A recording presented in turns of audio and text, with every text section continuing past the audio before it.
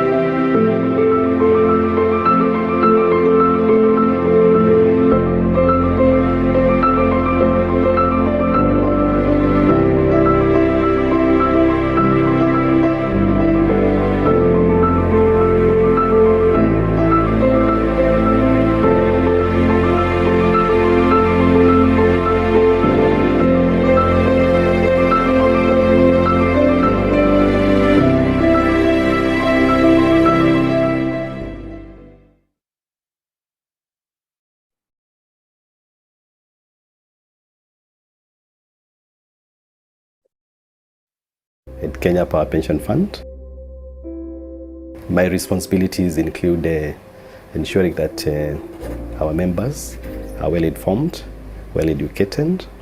When they are withdrawing, their benefits are calculated accurately and paid on time.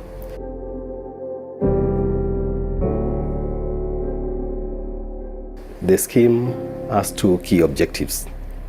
The first objective, which is like a primary objective, is to provide benefits to members of the scheme when they retire, so that they can enjoy a decent and dignified life in their sunset years. The secondary objective of the scheme is to provide benefits to the children or spouses of members who pass on while in service.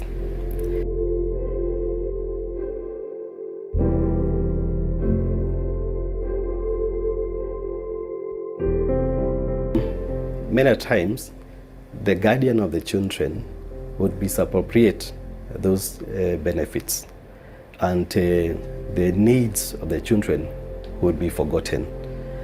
But now trustees came up with the idea of the Orphans Trustee Program, and part of the benefits that are payable would be kept aside for purposes of ensuring that the children to the deceased member do get education.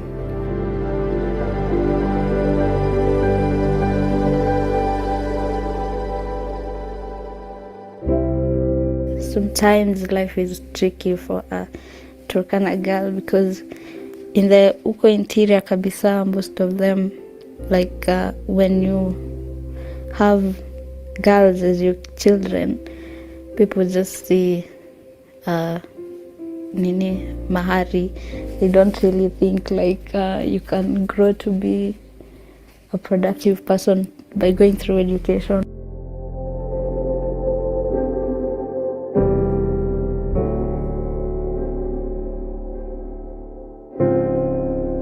I come from Baragoi, and the first person I came to know working with Kenya Power was Eris, father to these girls. The first Turkana joining Kenya Power.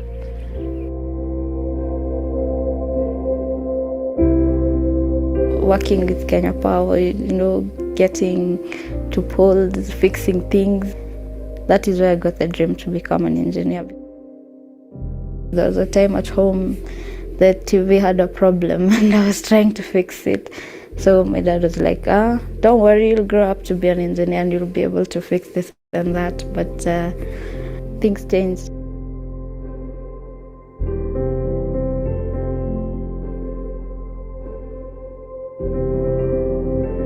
I lost my dad in 2006.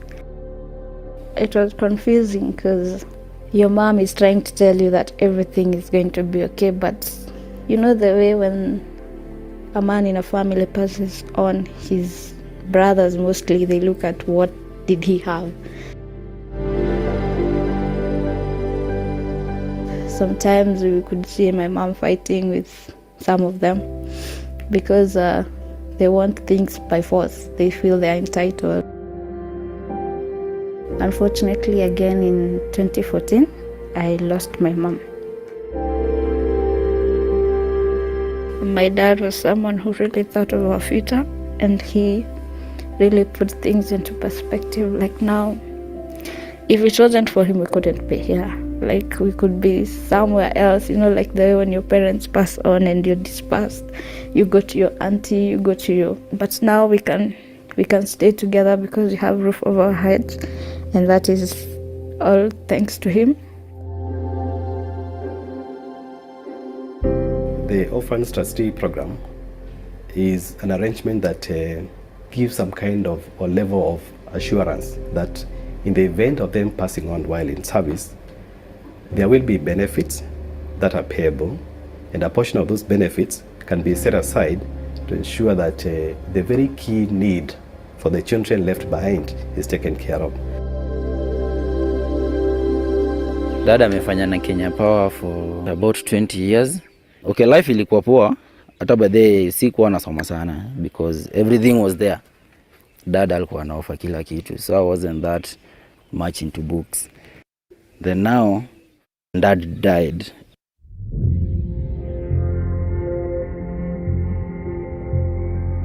From one, I had a little bit of some hiccups because now my uncle was to pay the school fees, but was paying it in bits.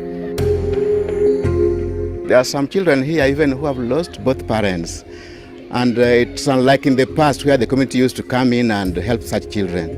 Nowadays, people are just fending for themselves, and some of them even drop out of school. Nikarudi shule second term.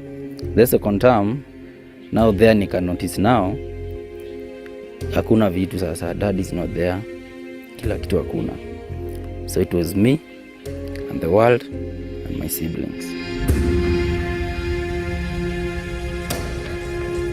Because there's a promise we had, tukiwa tu hapa kwa Bario tulisikia Kenya Power itatusponsor, but I could take action immediately.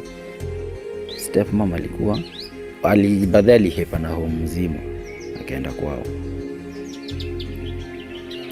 Sora kati ya kwanza kutafuta hizi vitu, documents ziko sijui wapi, juu lazima submission ya death certificate zote zingepelekwa Kenya Power, na zote alikuwa amehama nazo, na hakuna mtu by that time alikuwa anajua kwa wapi.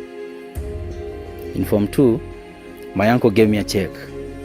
I didn't know where it came from, but checking it was from Kenya Power, fully paid everything. So time watu wako nafukuzwa home, mimi nilikuwa nabaki shule. So ndio hiyo term 2 sasa nikiwa holiday ndio nikamuuliza. Akaniambia hii ni fund ya daddy. If your beneficiaries are your parent, kindly put, it becomes easier for us to be able to pay your benefits, and your children are not disadvantaged in any case. So putting your correct beneficiaries is key. When you get married, when you have a spouse, kindly put. When you get children, keep on updating. I'm a mother of 2. Edu Cheng Onyango is my firstborn, and Georgina Akinyi Onyango. My husband was a Christian like me. We met at KPLC. Yeah. Yeah, I was living with my cousin at High Rise, so he invited me to go to Mombasa. He told me he loved me, so he wanted me to be his wife.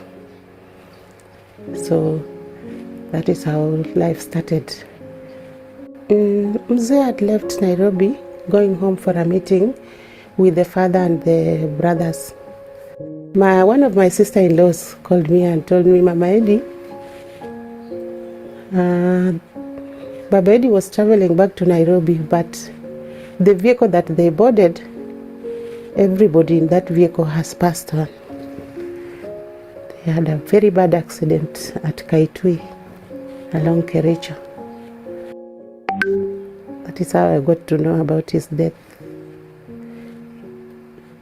When I received the message about his death, back in my mind I was like, I don't even know the price of a tissue in a supermarket, because he literally used to do everything for me.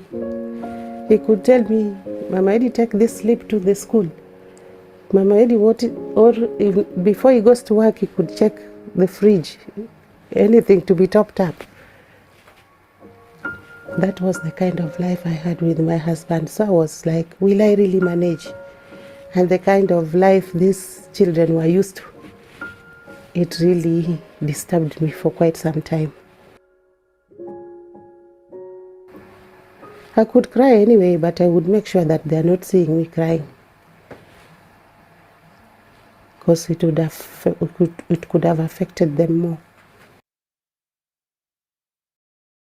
Many times we interact with the widows when they've lost their loved ones.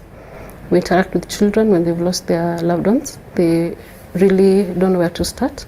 So we are looking forward to having counseling sessions with these families. We're looking forward to even mentorship in the future, where these children have now finished school or they're going through school. They need somebody to mentor them. So we are looking forward to be able to do some of these initiatives that are small but yet would have impact. Kwa majina kabisa naitwa Alex Baya Thoya. Mimi ndiye mtoto wa Peter Katana Thoya. Alikuwa anafanya kazi na shirika la umeme. Marehemu Peter alizaa watoto 7. Kabla ya kufariki alikuwa ananituma kulingana, because mimi nilikuwa ndo mtoto mkubwa wa Peter. Akiniambia utafanya hivi, utafanya hivi. Alikuwa akinituma nimtafutie dadangu mmoja ambaye anaitwa Sharon. Sijui nitaanzia wapi. Nimeachwa watoto, mzee pesa yote ametumia hospitali. Sijui ni wapi tutaanzia na wapi tutamalizia. Lakini nashukuru Mungu kwa shirika lile alikuwa akifanya kazi nalo la umeme, wakakuja wakatambia mkimaliza hii wazishi njooni tutawasaidia. Tulipofika Moshi hatujui tuanzie wapi. Tukaenda kwa kila kijiji. Tulizunguka kiasi kama wiki moja. Nilipofika kwa duka, mtu anaona hii duka, akaona hii jina la Sharon. Akashinda, Sharon si ule wetu. Kama namfahamu, acha kamuonyeshe mama. Ule kakaka akachukua picha akampelekea mamake. Kwanza aliniambia kaka yako baba yako anakutafuta, maana ile karatasi imeandika baba yako. Nilipiga kelele, yani hapo majirani hawakuamini maneno ya baba. Mimi kila nikika hivi napata na tamani kupata tu historia na waidisia ni vile mimi baba yangu aonekani. Baadaye ndo anasema baba yako amekufa. Really no man, sema natamani sana kumuona. I got married back in 2005. I was a young girl. Both of us were young. I was straight from college, but my guy was working in Kenya Power. In 2006, we got a baby. We were blessed with a baby. That is Carol.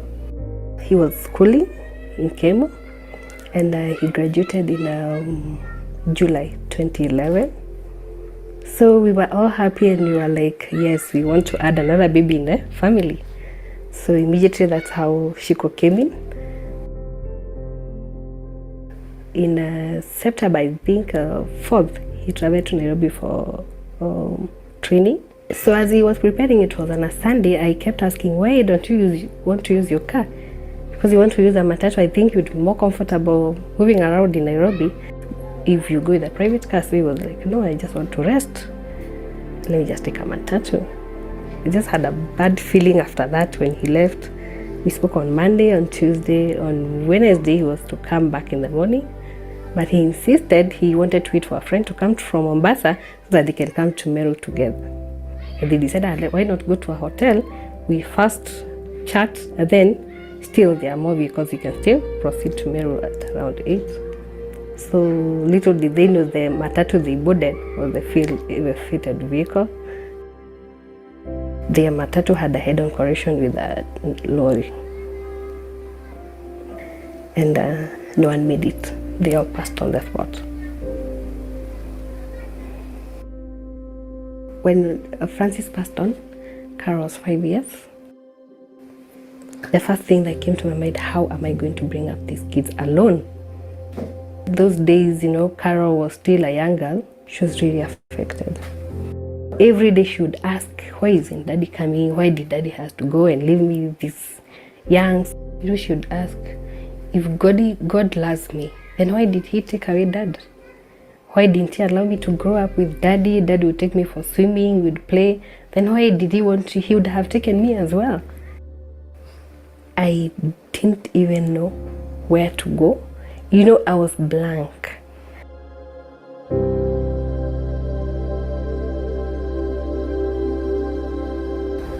As a parent, one of the things that people want is to make sure that their kids go to school. And we are here as a fund, as a OTP, to just make sure that kids go to school and just to meet the aspiration that you had as a member, as you were contributing to the scheme. And that time the in-laws were after me. They wanted to know who's the next of kin, if they're the ones. Some would say they're the ones who are supposed to get the money.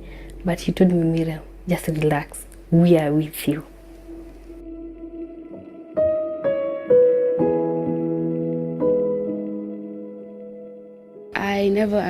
I was never sent home for fees, and it was nice because I didn't have a father, but I still had the chance to get and finish my education.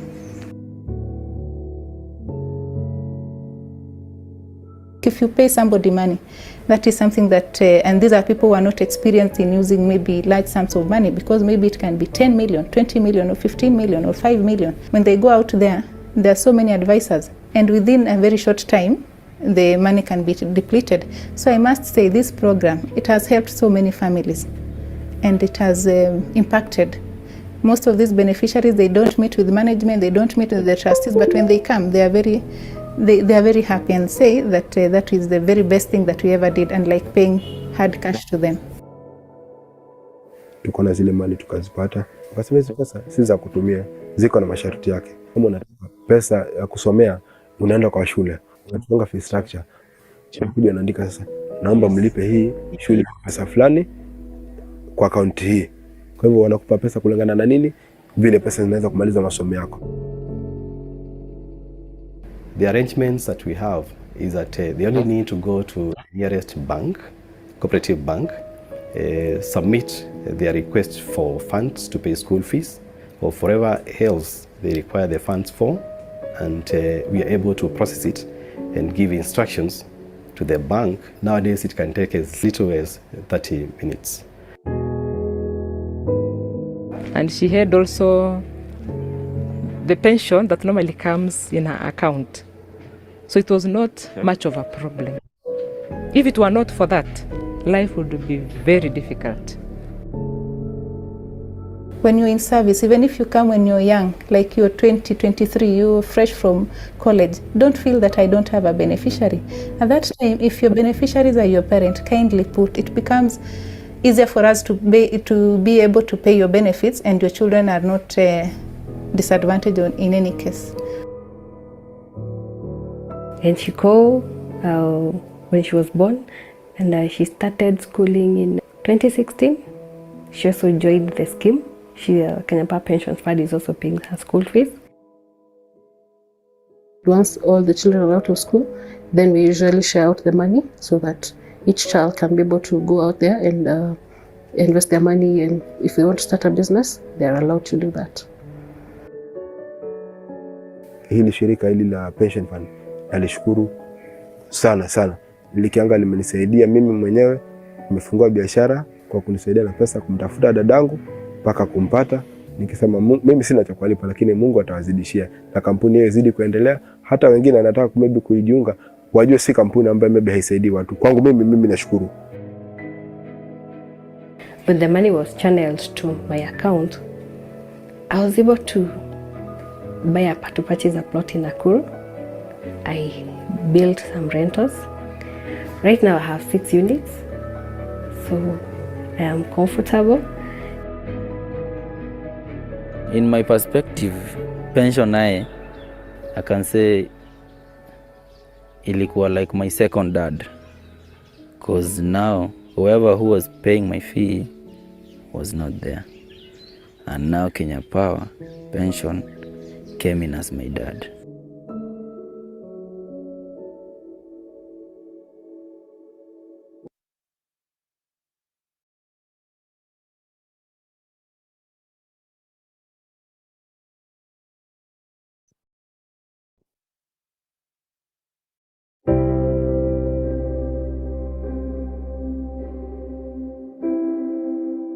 Yeah, my name is Steve Mathuka. I'm in charge of pensions administration at Kenya Power Pension Fund. My responsibilities include ensuring that our members are well informed, well educated. When they are withdrawing, their benefits are calculated accurately and paid on time.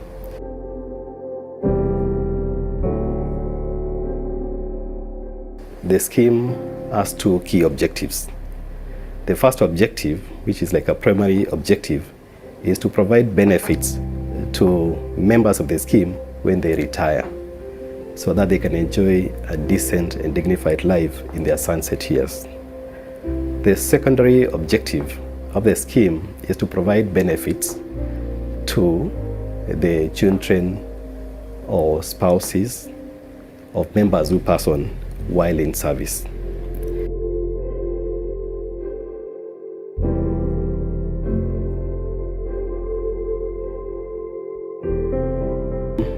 Many times, the guardian of the children would misappropriate those benefits, and the needs of the children would be forgotten. But now trustees came up with the idea of the Orphans Trustee Program, and part of the benefits that are payable would be kept aside for purposes of ensuring that the children to the deceased member do get education.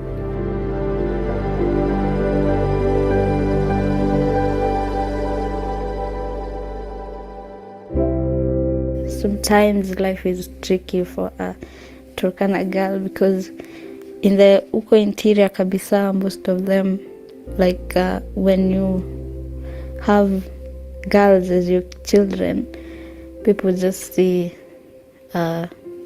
nini mahari.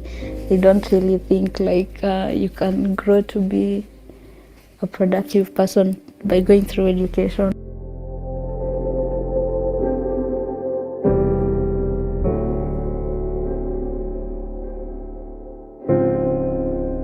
I come from Baragoi. And the first person I came to know working with Kenya Power was Eris, father to these girls. The first Turkana joining Kenya Power.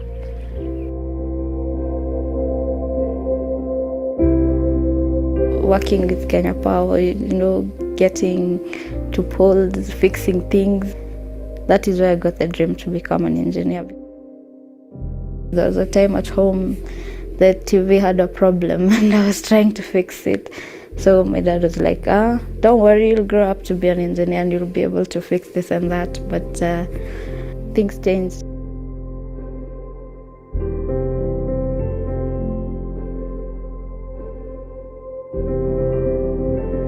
I lost my dad in 2006. It was confusing because your mom is trying to tell you that everything is going to be okay, but you know the way when a man in a family passes on, his brothers mostly, they look at what did he have. Sometimes we could see my mom fighting with some of them because they want things by force. They feel they're entitled. Unfortunately, again in 2014, I lost my mom. My dad was someone who really thought of our future, and he really put things into perspective. Like now, if it wasn't for him, we couldn't be here. Like we could be somewhere else, like the way when your parents pass on and you're dispersed, you go to your auntie, you go to your. But now we can stay together because we have roof over our heads, and that is all thanks to him. The Orphans Trustee Program is an arrangement that gives some kind of or level of assurance that in the event of them passing on while in service, there will be benefits that are payable, and a portion of those benefits can be set aside to ensure that the very key need for the children left behind is taken care of. Dad amefanya na Kenya Power for about 20 years. Okay, life ilikuwa poa. Hata baadaye sikuwa nasoma sana because everything was there. Dad alikuwa anaofa kila kitu, so I wasn't that much into books. Then now, Dad died.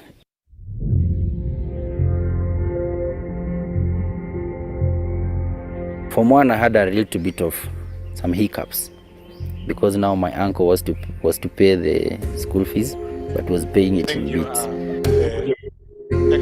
There are some children even who have lost both parents. Thank you so much, technical team. Good morning, everyone. Good morning. What do I go? I'm Jambo. Asante sana. We want to start our meeting. Just to some little housekeeping. We have our washrooms on our left side.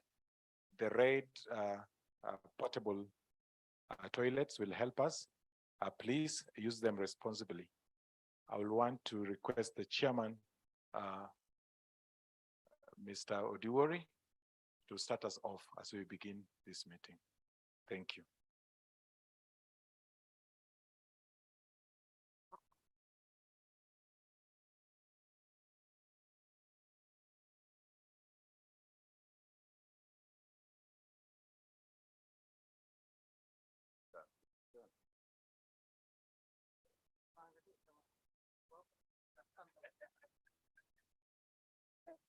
Khalil, by the time you arrive, I'll be down. Huh? Amjambo. Muko salama. Mirembe. Right. I think we are now set to start our meeting. And before we do that, I will request one thing, even before we pray. The phones may be a little bit of disturbing. Please put them on a flight mode or something like that. And if you have to take a phone, I request that you take it outside, not inside, please, so that you can have one meeting. Now, with that request, I want to invite Mr. Joseph Mitito to come and lead us in a word of prayer. Joseph?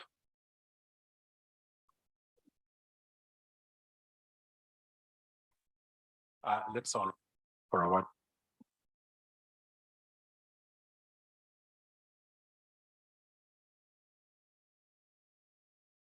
Our Father, who art in heaven, we thank you so much for bringing us all to this meeting and for granting each one of us journey mercies.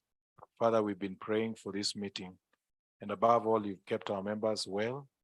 And Lord, for the past 1 year since we met last, you've kept us safe, and we've kept us, oh Lord, to meet the objective of the fund of paying the benefit and pension to our members, oh God.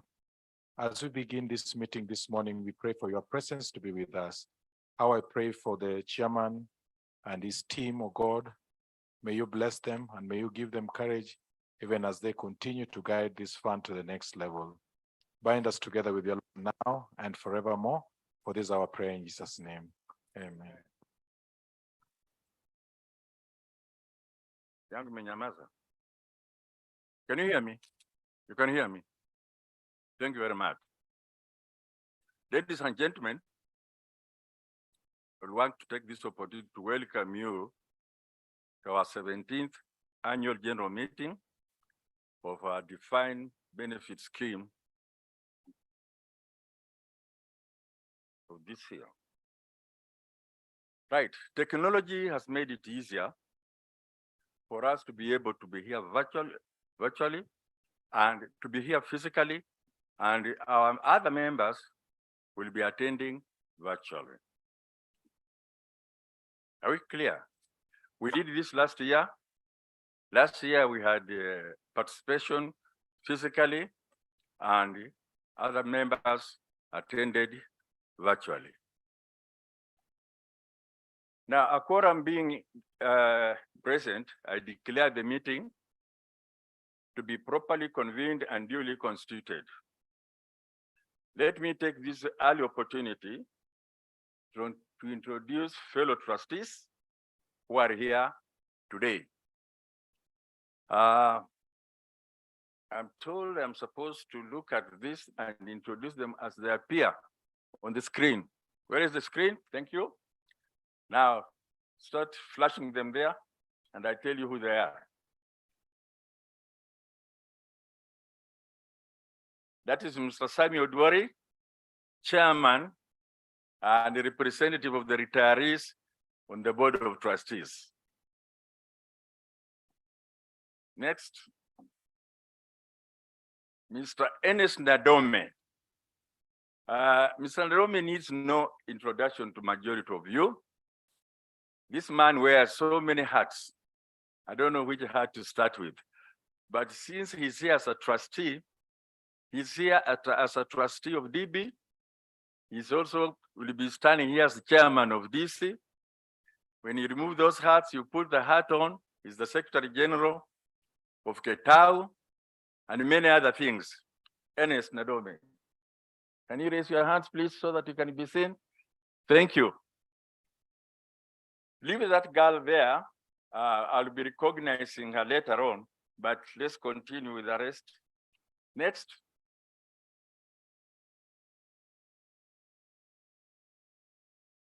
Where is the next? No, I said Trustee Odwari, leave her for the time being. I'll be recognized. Now, Imelda Bore is a trustee and company secretary of our sponsor.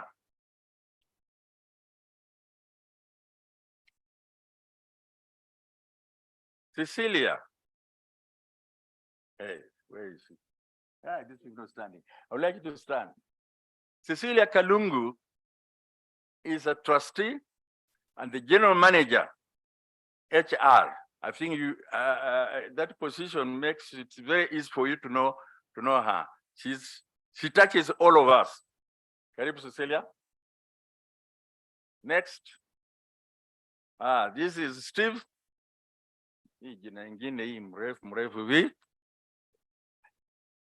Vikiru. This is the newest trustee. We may not have met him, but he's the general manager, finance, Kenya Power and Lighting. Mzawakazi, because Kolil is an old trustee.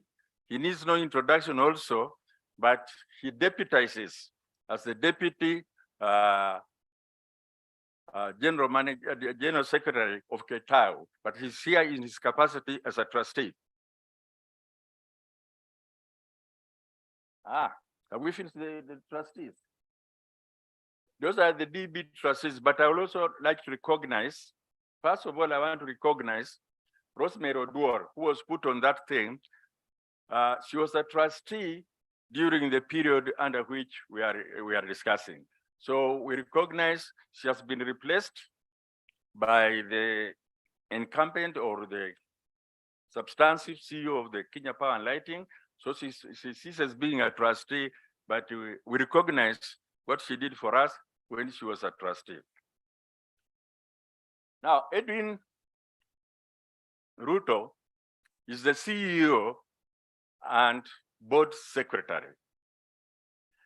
Edwin, I would like you to come down here and introduce your staff, because I don't know them. You come, you know them better, then I'll take over from there.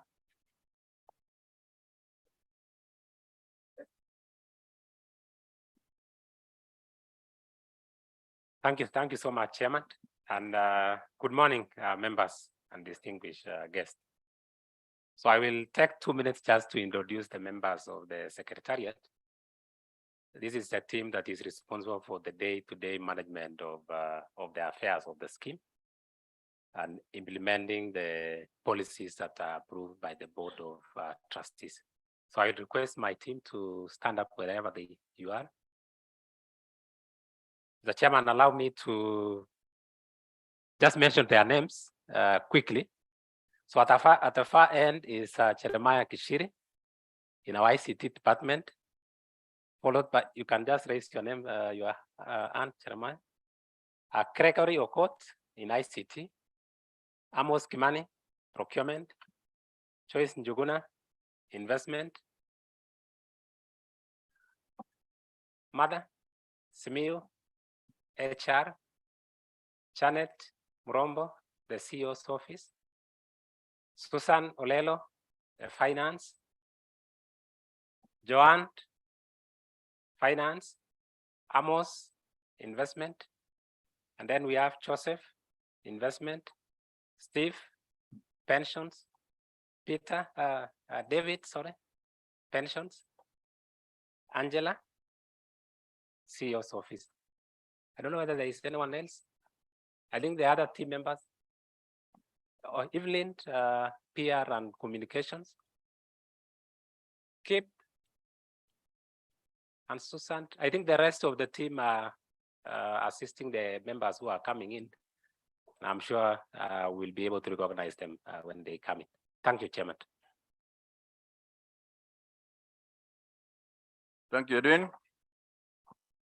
Now I would like to continue with the introduction of the dignitaries that are with us here. I'll start with the investment managers. We have 2 investment managers. ICLN Asset Management Limited is represented by George Kamau. Please raise your hand. Thank you. Karibu, George. Sanlam Investment East Africa, represented by Matthew Mwe. Karibu. We have also got 2 custodians. These are the people that keep your assets. And they are Standard Chartered Bank, represented by Amos Ogwang. Karibu, Amos. Stanbic Bank, represented by Nicholas Musioki. Nicholas has always attended our AGM. In fact, I think you are the oldest member here. Karibu sana, Nicholas. Thank you for your support. Our auditors, Deloitte and Touch. John Muhalia. I think you are attending this meeting for the first time. I've never come across that name, but karibu sana Bana Muhalia. Retirement Benefit Authority, represented by Mugambi Mudhuri. Is he present? Karibu Bana Mugambi. Mbona umejia-isolate sana? Uko mbali sana? Karibu sana. Definitely our sponsor, Kenya Power and Lighting Company, represented here by Geoffrey Muli.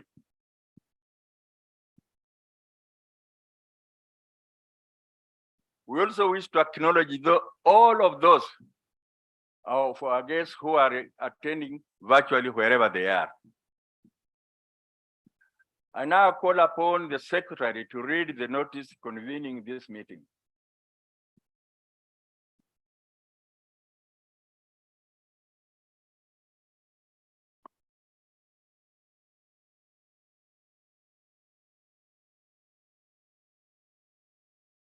Thank you, Chairman. I will proceed to read the notice for this annual general meeting. And it reads as follows. Notice is hereby given that the 17th annual general meeting of the Kenya Power Pension Fund, the DB scheme, will be held on Friday, the 23rd June 2023, which is today, at the Golf Hotel Kakamega, and also through the Zoom webinar starting at 9 a.m. to transact the following business. First, to read the notice convening this meeting. Number 2, to receive the chairman's report. Number 3, to receive the scheme's audited financial statements for the year ended at 1st December 2022, together with the auditor's report. Number 4, to receive a report on the scheme's investments. Number 5, to take and respond to questions from members. And number 6, closure of the meeting. Issued on 2nd June 2023 and signed by the Trust Secretary, E.K. Ruto. Thank you. Thank you, Dean. Now I read my report. Dear members, it is my privilege to present to you the report for the year ended 31st December 2022. The year 2022 saw the global economy decelerate compared to the previous year. The slowdown was occasioned by factors including 1, the post-COVID-19, 2, tightening of monetary policies in most regions, and C, the Russian-Ukraine war, plus the resurgence of COVID-19 in China. Locally, the high interest rates, high inflation, and depreciation of the Kenya shilling affected the performance of our investment and the economy at large. Agricultural production was also subdued owing to the adverse weather. The real gross domestic product, what they call GDP, reduced from a revised growth of 7.6% in 2021 to 4.8% in 2022. The year-on-year inflation rate rose from 5.7% as at December 2021 to 9.1% as at December 2022, surpassing the CBK target range of 2.5 to 7.5%. This prompted the CBK's Monetary Policy Committee to raise benchmark interest rates to curb consumer spending during the year.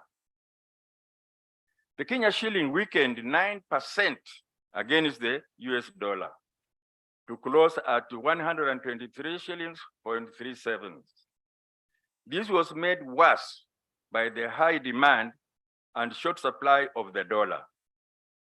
The equity market performance was down in the year 2022 due to a continued exit of foreign investors from the Nairobi Stock Exchange, 2, concern over foreign exchange liquidity locally, and 3, likelihood of a global recession.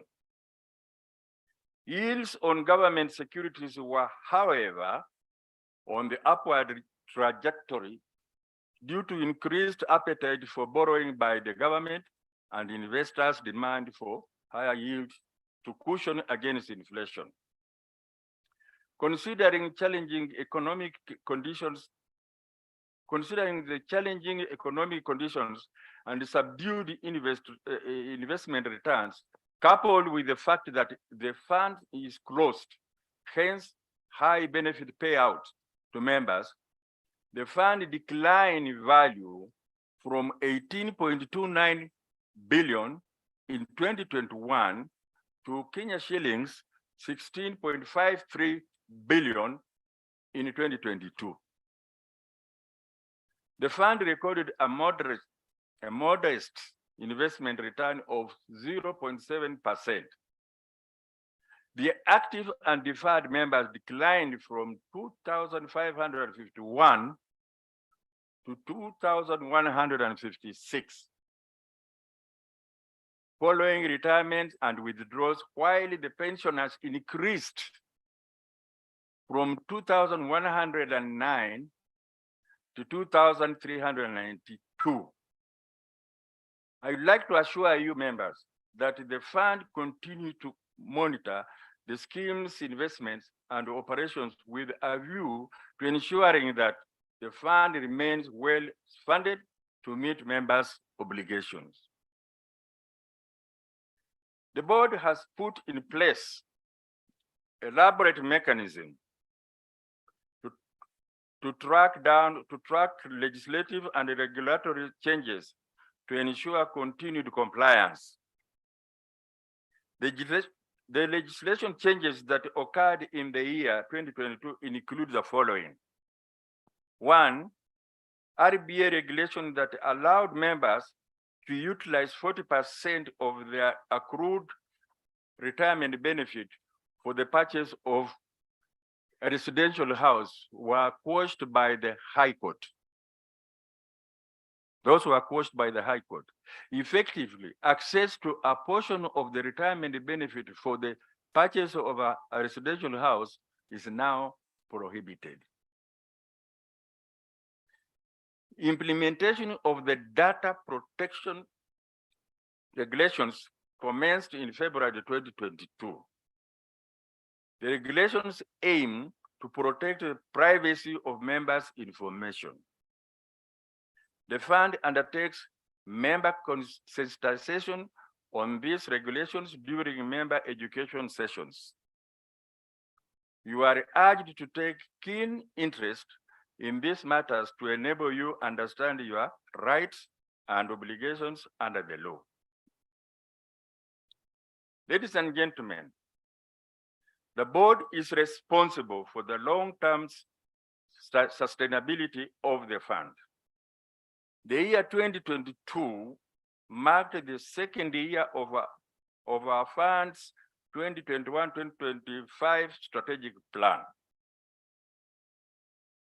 The focus was on 6 key pillars, namely A, leadership and governance, B, strategic investment, and C, member-driven fund, D, human capital capacity, E, operational excellency, and ICT and innovation. Those are the pillars that our strategic plan is based on. Strategic objectives have been developed along these pillars, and the board has put in place a comprehensive framework for the execution. Dear members, the fund has continued to attract recognition both locally and globally by remaining the best among its peers through the delivery of exceptional and impressive world-class service to our members. The fund was honored to receive the following 3 awards during the year.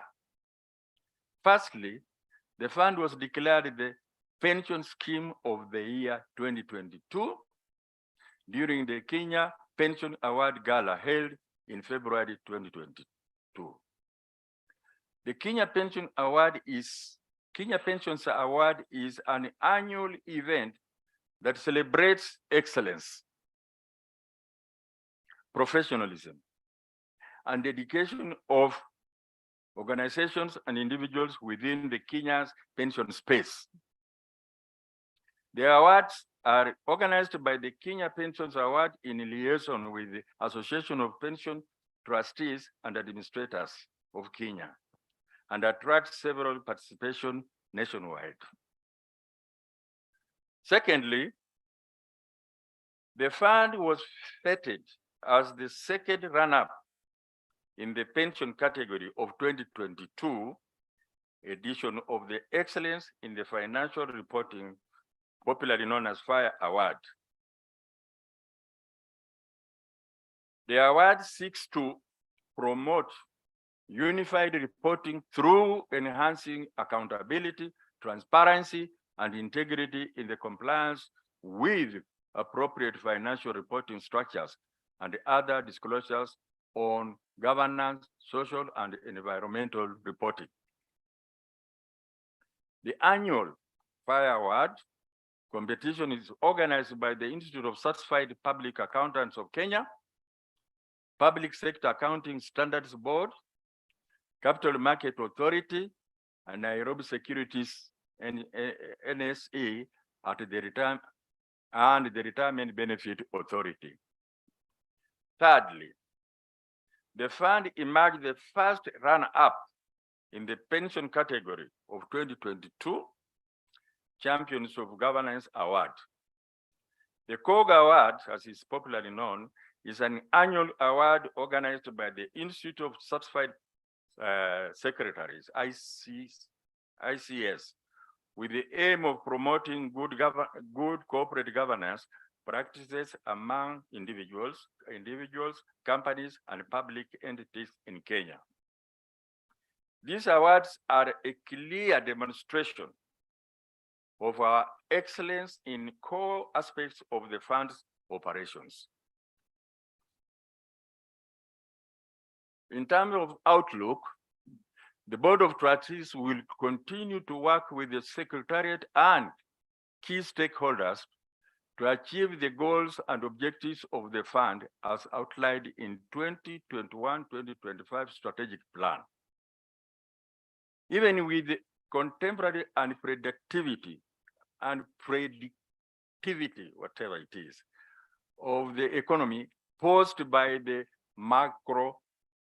macroeconomic and global geopolitical factors, I have no doubt that the fund will traverse this in the coming years with the same resoluteness and allegiance to ensure that the fund remains well funded.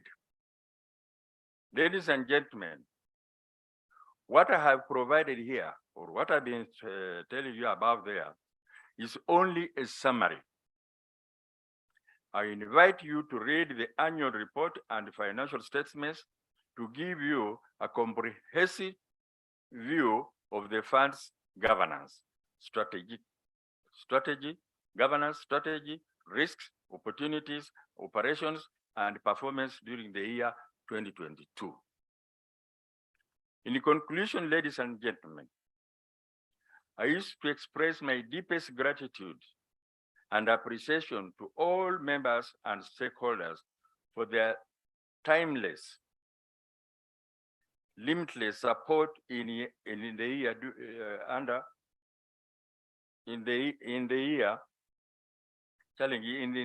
challenging year.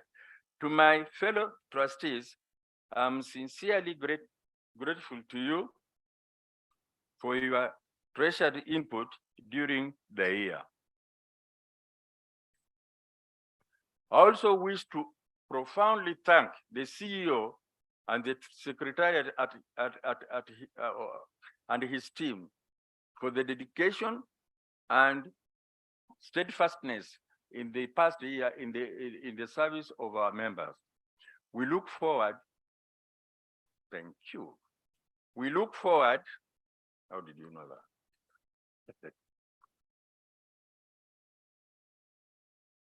Joseph should have done that earlier. We look forward to building a better and sustainable future for all our members.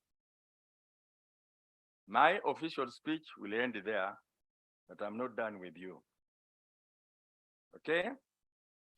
Fellow members, I now take this opportunity to report on 2 of the 5 minimum agenda items as is required by law for the annual general meeting of our fund. 1, I want to report on any changes to the benefit and contribution of the structure. Then I want you to know that I wish to inform you that there have been no changes to the scheme benefits during the year 2022. No changes. Number 2, I want to report on the remuneration of the trustees. During the year under review, the Board of Trustees had the following meetings. Full Board had 7 meetings.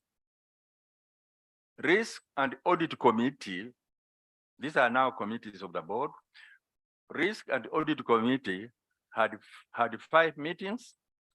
Strategy, Finance and Investment Committee had 5 meetings. Governance, Human Resource, Staff and Compensation Committee had the most meetings, 12 in a year. I wish to report that there were no changes in the remuneration levels of trustees during the year. The total trustee sitting allowance for the year was Kenya shillings 10.95 million.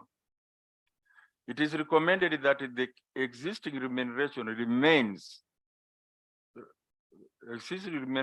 levels to be maintained in the subsequent period. Now, the audited financial statement having been circulated previously, I take it as read. I now invite Mr. John Muhalia from Deloitte and Touch, who are our auditors, to give a brief overview of the financial statements and to take us through the auditor's report. Mr. Muhalia, please.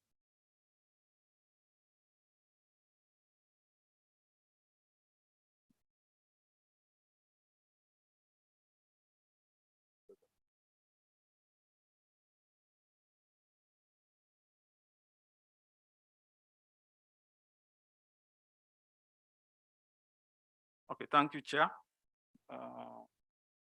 I'm John Muhalia, auditor from Deloitte and Touch, and we are the auditors of Kenya Power Pension Fund Defined Benefit. So before I read the report, I'll just lead you through a high level. In your annual report on page 78,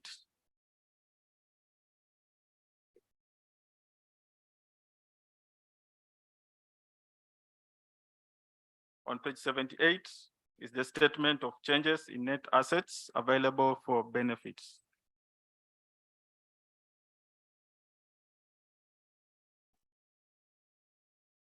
So there's the benefits payable that increased from 1.4 billion in 2021 to 1.6 billion in 2022. And this basically relates to payouts which were made during the year for members who exited the scheme. The investment income, the net investment income decreased from 1.3 billion in 2021 to 134 million in 2022. And in aggregate, because of the payouts and the investment income earned during the year, there was a decrease in net assets of the scheme. by 1.7 billion in 2022 compared to 281 million in 2021. I'll also refer you to page 79, which is a statement of net assets available for benefits. And I'll highlight to you the figure indicated as total assets, and this is basically the fund value of the scheme.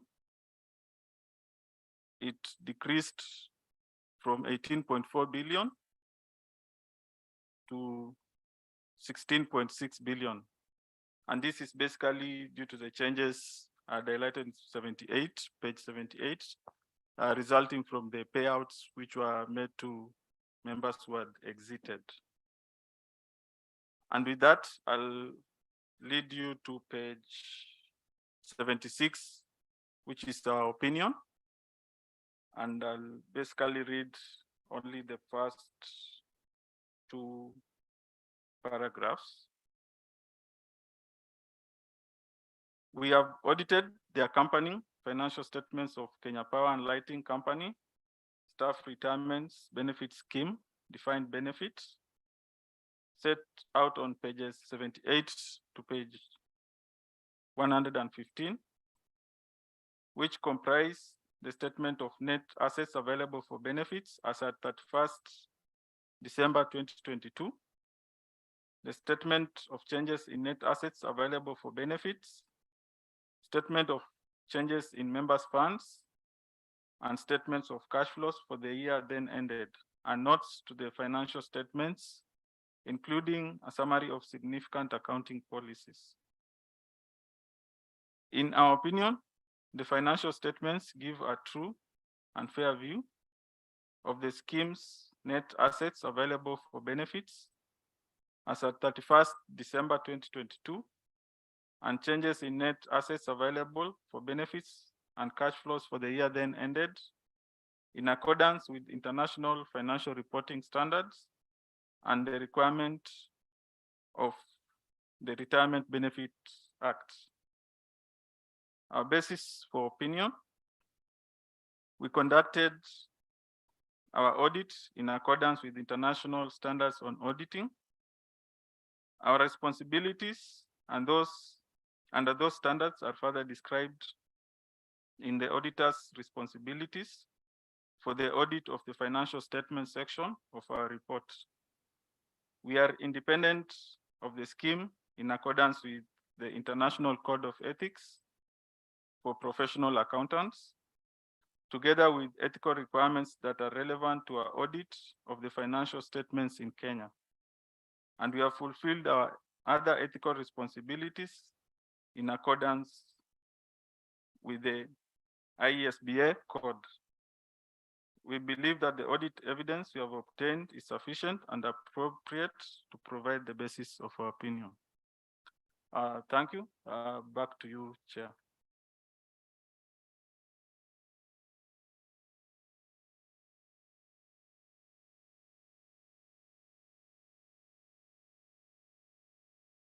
Thank you very much.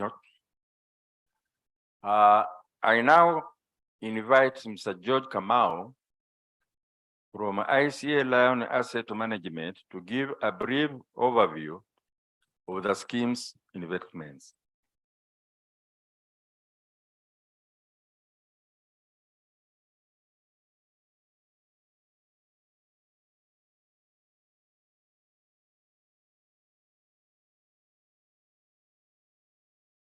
Good morning, members. As introduced by the chair, my name is George Kamau, and I'm representing ICA Lion Asset Management, who are one of the scheme's investment managers. My counterpart is here. Maybe just stand and say hello. So your scheme has two fund managers, and my colleague is from Sanlam Investments East Africa.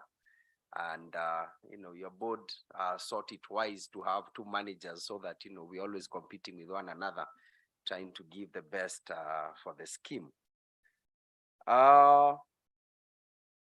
So my presentation today is going to be in 3 parts, and I'll try as much as possible to be brief so that I don't bore you too much. Able Chair, thank you very much. I think in a different lifetime, he must have been a fund manager. He has spoken so eloquently about the economic situation. Ile mambo yenye tulikuwa nayo mwaka uliopita, au sio? I will start with our role as a fund manager and ICA Lion Asset Management and Sanlam East Africa Investments. We have one major responsibility, and that responsibility ama hiyo kazi ambayo tumepewa ile ya maana zaidi ni kuzalisha pesa yenyu, in other words investments of the fund, and in so doing kuna mambo kadhaa ambayo tunafanyanga, which includes advise the trustees about pahali tunaweza weka pesa, tununue shares gani, tununue stakabadhi gani za government bonds, tununue deposits zipi. We are also charged the responsibility of going out there, kwenda na kutafuta, actually acquiring, kununua hizi investments zenye unasikia scheme iko nayo. Depending on how we expecting the markets to do, tunafanyanga kitu inaitwa adjusting, kubadilisha, tumeweka pesa ngapi kwa shares, tumeweka ngapi kwa bonds, tumeweka ngapi kwa property, tumeweka ngapi kwa private equity, tunabadilisha so that we ensure that we are getting the best that we can at that time. Another big responsibility, kazi ambayo pia iko katika jukwaa letu, ni kuhakikisha kwamba the investments are actually zinaambatana na sheria ambazo tumepewa na Retirement Benefit Authority RBA. So we ensure that the investments of the scheme zinafuata sheria ambayo imewekwa. Another very big responsibility, na sana sana hii tunapeanga wenye bado wako kazini, ni member training. Kufunza our members about investments. Maneno sio tu kuweka tu pesa ya kustaafu, pia ukiwa kazini unaweza kuwa unapata pesa ya ziada, na hiyo pesa kukuonyesha vile ambavyo unaweza ziweka kando ndio zikuje kukufaidi baadaye. Basically training members on how to investment matters. Tunawafunza kuhusu shares, hata wewe mwenyewe ukiwa peke yako unaweza enda ununue for your own portfolio, au sio? So those are our main responsibilities as your fund manager. The next one ni kuongea kuhusu mwaka ambao uliopita. The year ended 2022, and as the chair has said, it was a difficult year. Ilikuwa mwaka moja mzito sana. GDP, Kenyan economy did not do very well. Last year we had a couple of issues, mambo kadhaa yalitendeka mwaka uliopita. Jambo la kwanza ni mvua haikukuja vile inavyofaa, so we had a drought situation, and it was the worst in over 10 years, and because of that food production Kenya ilienda chini, and as you can see, economic growth came down to 4.8. Kenya as a country, ile chakula tunatengeneza, makazi ambazo tunatengeneza, bidhaa ambazo tunauza, we did not grow, hatukukua kwa asimilia mzuri, ingawaje tulikuwa ndio, but at a slower rate, 4.8%. Tukiangalia inflation or cost of living, I'm sure hata nyinyi hiyo lazima kweli guza mfuko pahali, si ndio? Mkiangalia bei ya mafuta imepanda, bei ya chakula imepanda, so we had inflation going up, and as you can see from that graph, ukiangalia hiyo line nyekundu, the red line, hiyo ni ya chakula, that one is tracking food, bei ya chakula, and you can see if you look at where tulikuwa tukianza mwaka, ilikuwa chini ya 2%, by the time tunafunga mwaka ilikuwa almost touching 10%. That one inakuonesha vile bei ya chakula ilipanda, and it is as expected kwa sababu tulikuwa na hiyo shida ya mvua. Mtu anaweza uliza, why am I talking about this? How does this affect our investments? Kwa sababu we invest in companies that do this. For example, tunanunua shares za tuseme Unga Limited, inauzanga unga. Sasa kama wakinunua mahindi bei kali, inamaanisha pia ile faida wanatengeneza inakuwa iko chini, which affects the return from our shares. Hiyo ndio sababu tunaongeanga kuhusu mambo kama hii. Tukiangalia upande wa interest rates, na wakati bei ya kuishi, cost of living inapanda, what the government does, serikali zinafanya, na haikuwa tu Kenya peke yake, it was across the globe, wanaongezanga interest rates, they raise interest rates. How does that help? Inasaidia kwa sababu wakiongeza bei ya kukopa, itafanya wewe kama mwananchi uogope kukopa. Ukisikia ukienda kukopa utalipishwa 16%, 17%, you will reduce your demand, utaacha kwenda kukopa. And what we had last year ni kwamba watu walikuwa wanajaribu kununua vitu of which was making the cost of goods go up. So when they raise interest rates, ama uongeze ushuru, uongeze tax, inapunguza ile pesa uko nayo kwa mfuko, ndio na wewe usikue na hiyo demand. So they were trying to bring down demand. And last year tuliona interest rates zilipanda, and that had a negative return upande wetu wa bonds. Our scheme, wenye wajui bonds ni ile pesa tumekopesha serikali na wanatulipanga interest every 6 months, every 6 months, every 6 months. Baada ya miezi 6 wanalipa interest. And that is where tunapenda bonds sana, for mostly for the DB fund, kwa sababu we like that assurity ya kwamba even baada ya miezi 6 kuna kitu inaingia, and more of our members. So umesikia the size of a fund ilipungua because we had more and more members retiring. So we try as much as possible to ensure kwamba tuko na cash flow. Ukiangalia the stock market shares, soko la hisa, bei ya stocks ilishuka. Kama unasikizanga news utasikia kitu kama Safaricom, it is a good company, ni kampuni ambayo bado inatengeneza pesa.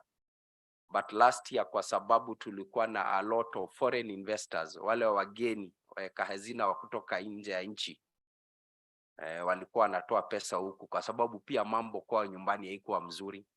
So they needed to repatriate, kurudisha pesa yao nyumbani. And because of that, as you can see kutoka kwa hiyo graph, share prices zilishuka. And you can see that on average tulikuwa tunaongea about the NSC, Nairobi Securities Exchange 20 share index. The 20 largest companies at the Nairobi Securities Exchange, bei yao ilishuka by almost 11.9%. Haimaanishi hizo kampuni zilianguka. Si hata leo bado tuko na Safaricom, tuko na KCB, tuko na Equity, si ndio? They are still turning a profit. But last year was a difficult year because of that.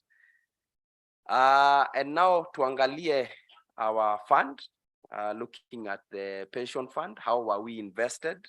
Hiyo ndio tunaitanga asset allocation. Pesa yetu mingi zaidi ilikuwa wapi?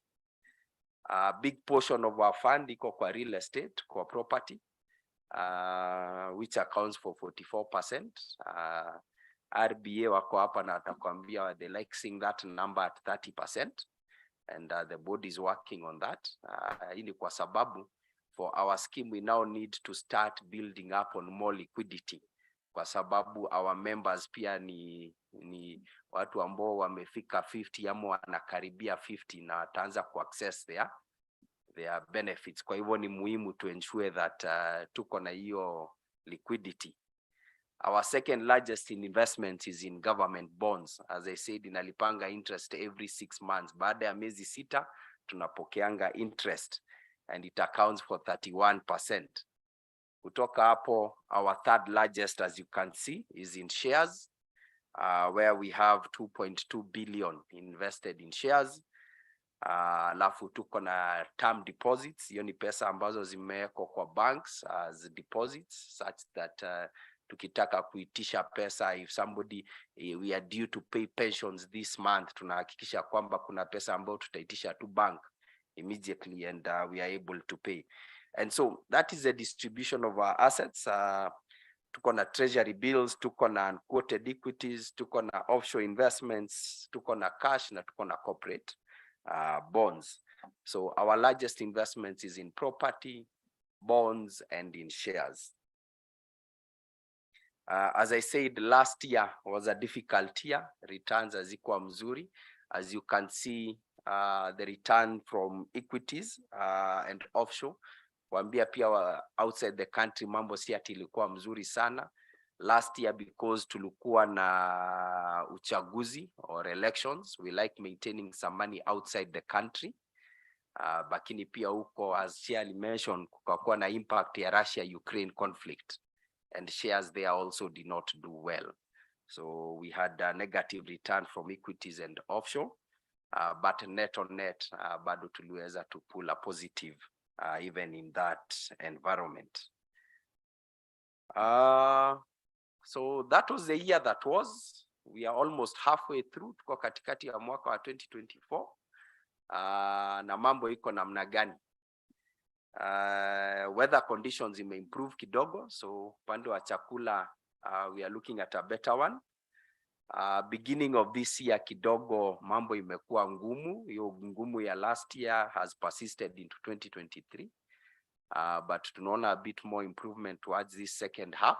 Hii first half ilikuwa na maneno mingi, even with the new government trying to settle in, but we are seeing a bit of improvement in this second half. Upande wa shares na upande wa interest rates, we'll still expect interest rates zitabakia huko juu, sana sana kwa sababu serikali inaomba sana. It is borrowing so that it is able to meet its obligations. And that, ladies and gentlemen, brings me to the end of my presentation. We'll deal with questions during the Q&A. Asanteni sana. Thank you very much, George. I didn't know you were a preacher. Hao ndio wanasaidia trustees kuinvest pesa zenu. Trustees wanawaambia what to do, now ndio experts. Sasa, I will now call upon Amos Ogwang, who is a custodian. Custodians ndio wale wanaweka zile pesa ambazo tuna invest. Karibu Amos.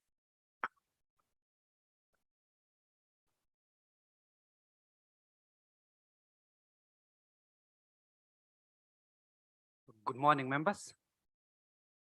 All protocols observed. My name is Amos Ogwang from Standard Chartered. I'll take us through the custody report presentation, majorly highlighting what we do as a custodian, and then finally confirming what we were holding as the custodians. Nikiingia kwa Kiswahili kidogo, ningetaka mwenzangu pia ambaye ni custodian asimame tusalimie. Nicholas.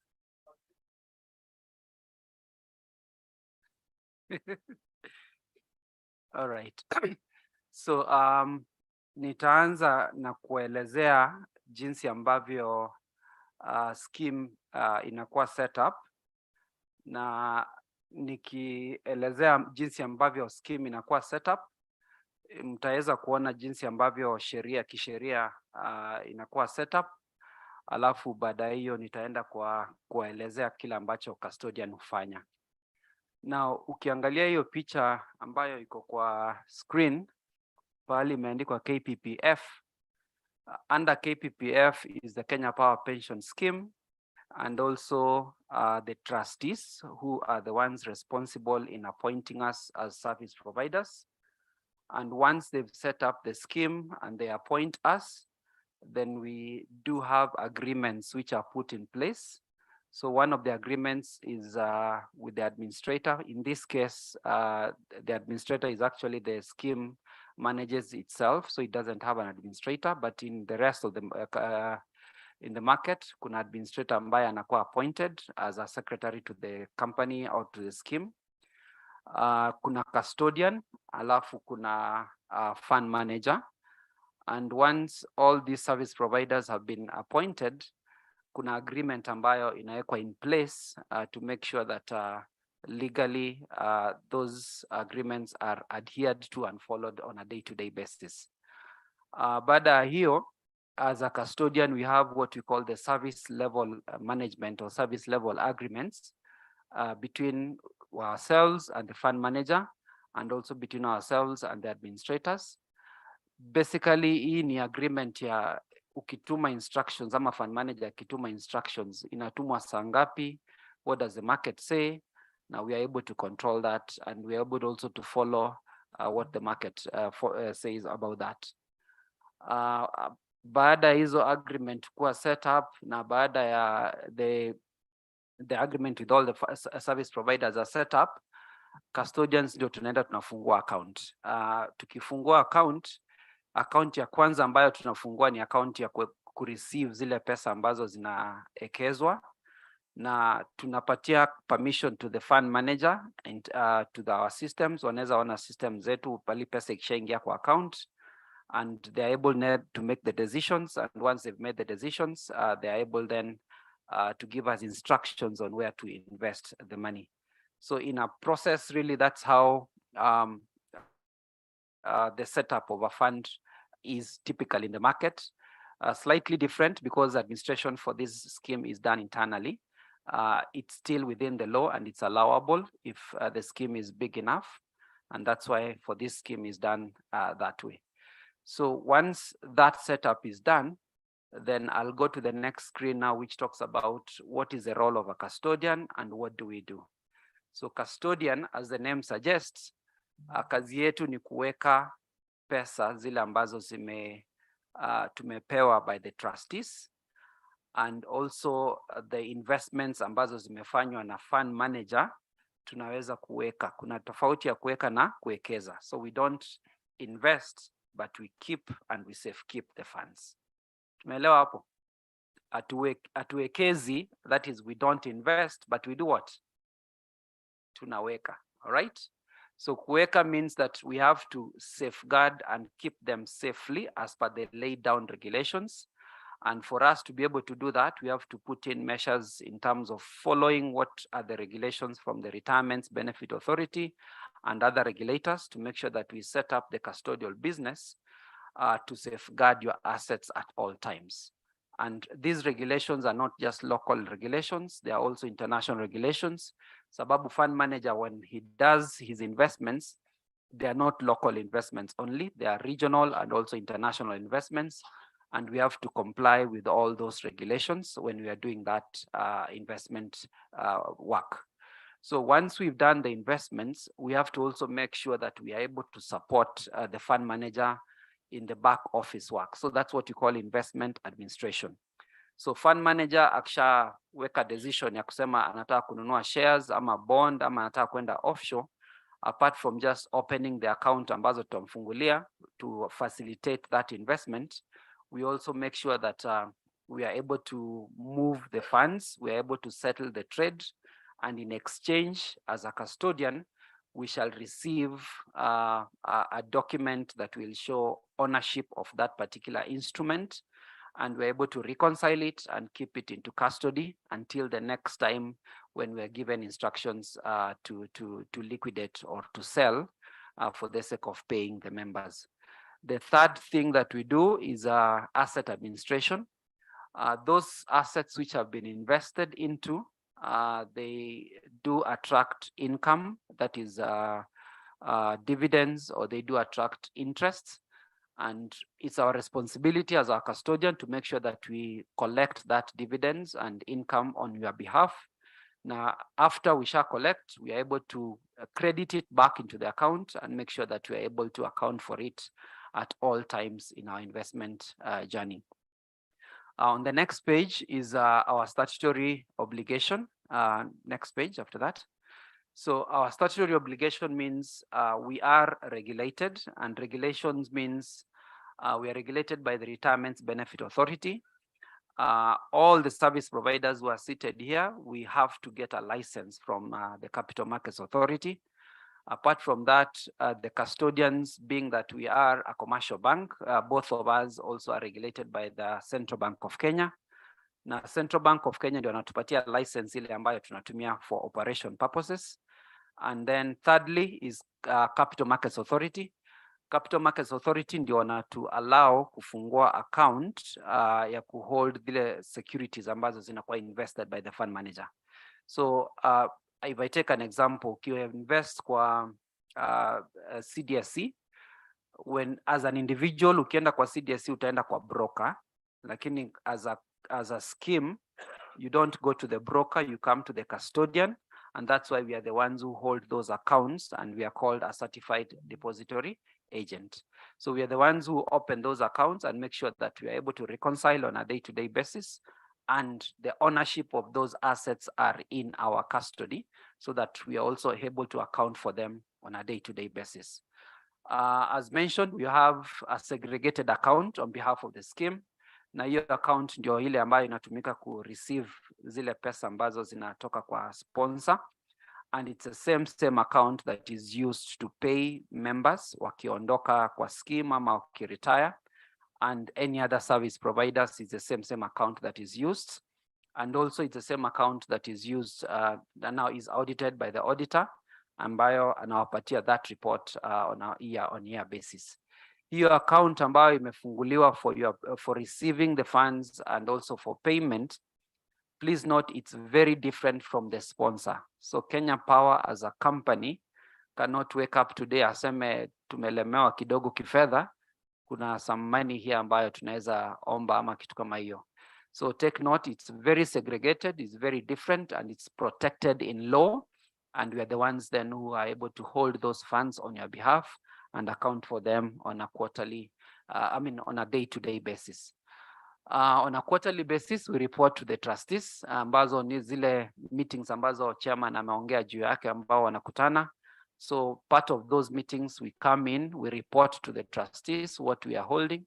Wanauliza maswali yote ambayo inahusiana na investment na any other movement of funds, and we are able to account for those funds on a quarter-on-quarter basis.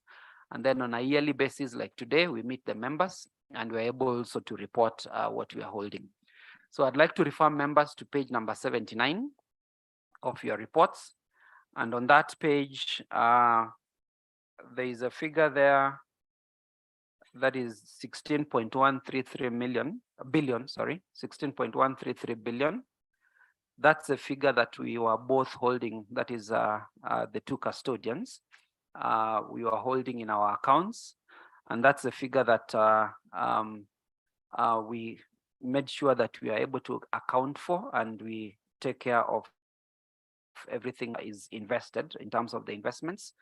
Why I'm talking about 13.133 is because the rest of the figures, which are the current assets and liabilities, are accrued by the auditor, and as custodians we don't accrue, so we only hold the assets, but we do not accrue the assets or liabilities. Rather, we only hold the investments, we don't accrue the assets or the liabilities. However, vile fund auditor amesema, they went through the books thoroughly, and they were able to assure you that your assets are safe, and we continue giving you that assurance that your assets are safe with us, and thanking you for banking with us. Thank you very much.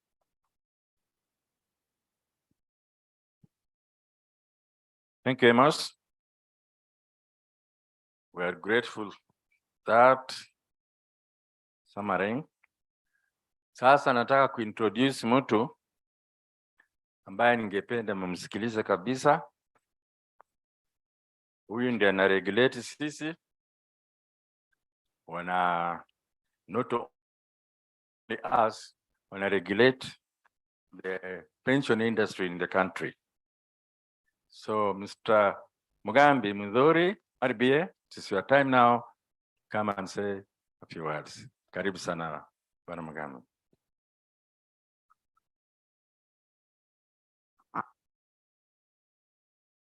The Chairman, Board of Trustees, the Board of Trustees, service providers, members here present, those who are listening to us from wherever they are, good morning.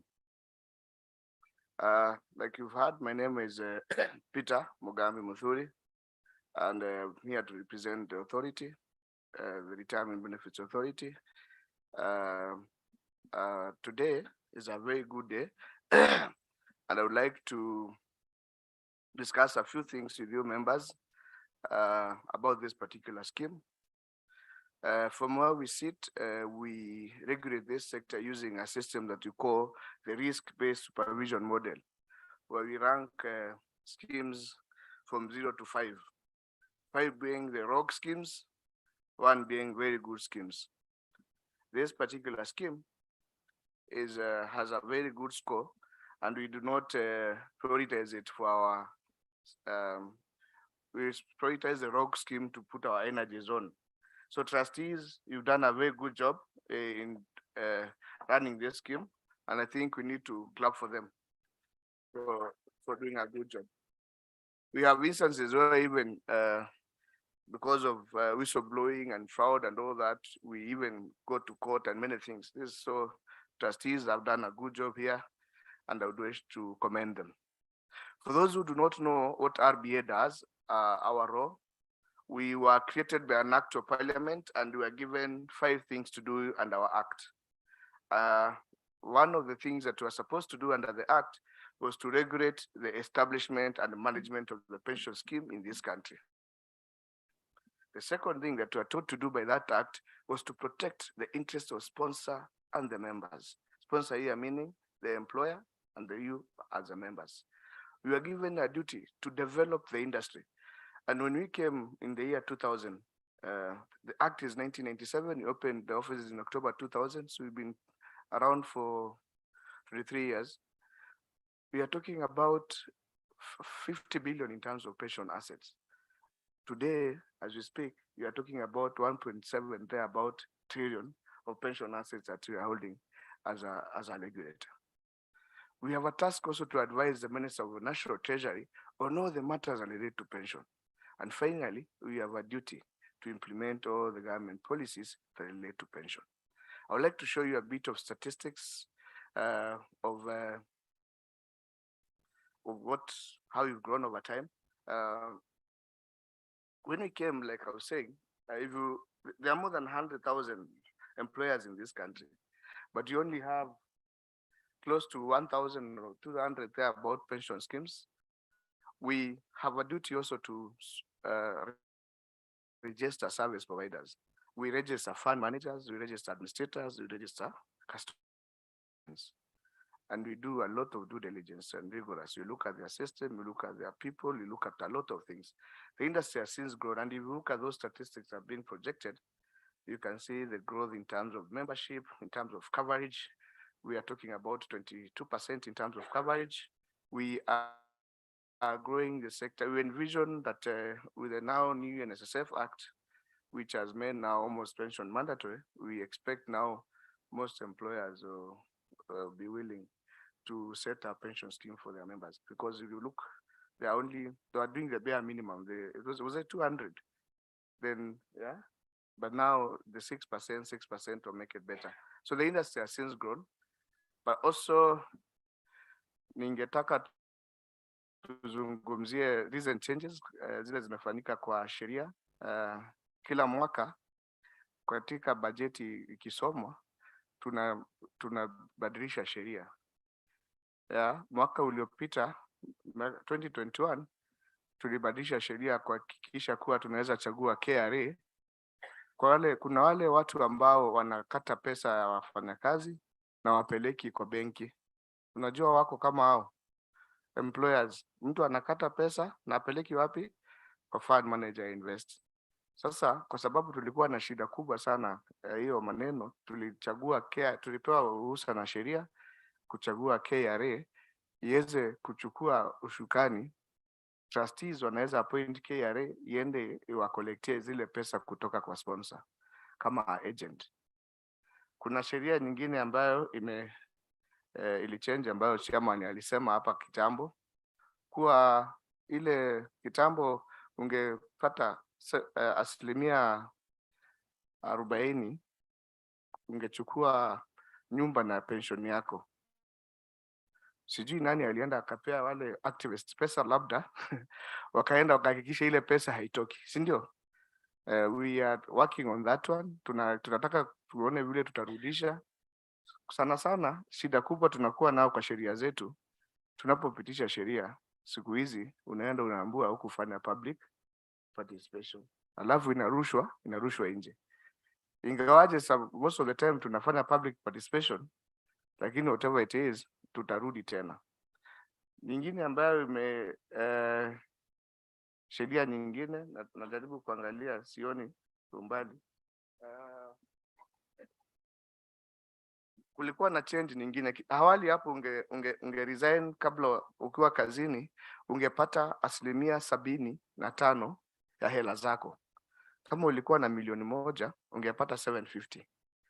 Sasa tumefanya hii preservation rule, tumegeuza ikakuwa sasa unaweza una assess 50%. Certain laws kama hizi sheria ni sheria ambazo tunatengeneza za kukulinda wewe usijimalize. Unaelewa? You are protecting you against yourself, because we want to lock in that money to ensure that when you leave employment before retirement, hautapata hiyo pesa. Si wale ambao wako retirement hizi pesa zinasaidia, si ni kweli? Lakini wale vijana wengi wanapotoka kazini wakiwa na nguvu kama vile niko nayo sasa hizi, unakula ile pesa alafu unapostaafu hauna kitu. Kama sisi kama shirika la serikali tunataka kuhakikisha kuwa tunapitisha sheria kama hizi za protect against yourself. Sasa tumesema only 50%, maybe even going forward utapata 25%, then tufunge kabisa. Tuendelee. Haya, kuna hii nyingine trustees, the new change ya trustees now tunasema kwa members annual accounts and benefit statement, onyeshaneni the net return. Net return ni nini? Tunataka tunapopiga hesabu hii ya pesa, unasema scheme ilipata 20%. Tunataka hiyo return yenye ni net after expenses iandikwe pale kwa account, na iandikwe pia kwa benefit statement, ndio member ajue. Usije ukaniambia ulipata 15% ama 8%, lakini ukweli ile unaingia kwa mfuko yangu ni 2. Unaelewa? So tunataka member, kama wewe ni member, ujue net return yako ni gani ambayo iliingia kwa mfuko yako. Sawa sawa. I think hii maybe next year itakuwa kwa account zenu kama iko ni sawa, na pia kwa benefit statement. Alafu kuna kitu tunaita IPS, investment policy statement. Hapo awali zilikuwa zinatengenezwa na actuaries peke yake. Sasa tumepitisha sheria, watu ambao ni certified investment analysts, watu wa CFA na sifa hizi za Kenya wanaweza wakatengeneza hiyo investment policy. Investment policy ni nini? Scheme zote Kenya zinawekeza pesa kulingana na table G. Hiyo table G yetu kwa act yetu inapeana upper limits. Kama vile kwa mfano, niliona upper limit yenu ya properties imepita kidogo, si ndio? Tumeweka 30%. Sasa hii APS ambayo inafaa itengenezwe ni ya kuangalia age profile ya scheme, ina allocate investment strategy based on the age profile of the scheme. Tuendelee. Juzi sheria ilipitishwa tarehe 3 Februari. Unakumbuka ile NSSF Act of 2013. Sasa imerudi. Wale watu walisikizana kotini kule na sasa imerudi. Na nataka kuwaelezea jinsi ambavyo tutaendelea kuimplement. Endelea mbele. So hii fund mpya ina establish fund 2. Fund moja ya pension, nyingine ya provident. Tofauti ni nini? Tofauti ya pension na provident ni nini? Pension ni ile ambapo unapostaafu unapewa 1/3 unabeba nyumbani, 2/3 unanunua pension ama unapewa pension kila mwezi. Sawa sawa. Provident unapewa pesa yako yote ukajipange. Kitambo NSSF ya kitambo ilikuwa provident na ilikuwa kidogo sana. Wale waliostaafu sidhani kama mlipata more than 200 hata kama umefanya 30 years. Si kweli? Tuendelee mbele. So ukiangalia tofauti zote mbili ndio hizi ziko pale. Ile ya kitambo ilikuwa inasema kama ilikuwa provident, na pia ya kitambo ilikuwa inasema lazima ukuwe na employees 5 kwenda juu. Hii inafanya fund mbili, kama wale ambao watapewa provident ni self employed, wale watu wako employed watafanya pension. Tuendelee mbele. Lakini sasa kuna kitu tunaita contracting out. Kwa hizi schemes ambazo zimerejisteriwa na RBA, tumehakikisha kuwa zitatoa tu tier 1 ndio itaenda kwa NSSF. Ile fund iko na tier 1 na tier 2. Tier 1 based on the minimum wage and then tier 2. Tier 2 tunataka hiyo pesa isikae kwa NSSF. And you know the challenges of NSSF, ndio? So tunataka NSSF tier 2 zikuje kwa pension scheme. Na nataka kueleza jinsi ya ku-apply kuendelea mbele. So jinsi ya ku-apply hiyo contracting out, trustees must make a written request to the authority at least 60 days, and then within 30 days RBA will respond. Na ile pesa ambayo bado itakuwa imeenda NSSF itarudishwa kwa scheme. Endelea mbele. So kuna vitu ambazo employer anafaa kufanya. Employer should write a written intention to contract out, a specified scheme categories or description, specify effective date, describe the contribution date and any changes in the benefits and contributions. And then when you apply to us, you have to have a scheme reference test. What we mean by a scheme reference test is that that tier 2 portion is protected by the law. It must be used in a manner that NSSF would want that money to be used. And that thing is that a scheme must be a pensions fund, for instance, for you to get the reference test certificate. And then when you come to us, we will look at the employer resolution. We'll look at the contracting out application from employer resolution to contract out, written intention to contract out. And then once you look at all those things, we will for sure give an approval to actually contract out. However, so you have to give notice of your employees that you intend to contract out as an employer. And then, of course, you do a written request to us to contract out. So this is the documents that are required. I will share this one with the administrator or the secretariat. Duly completed from C1, employee resolution. These are things I've spoken about. Next.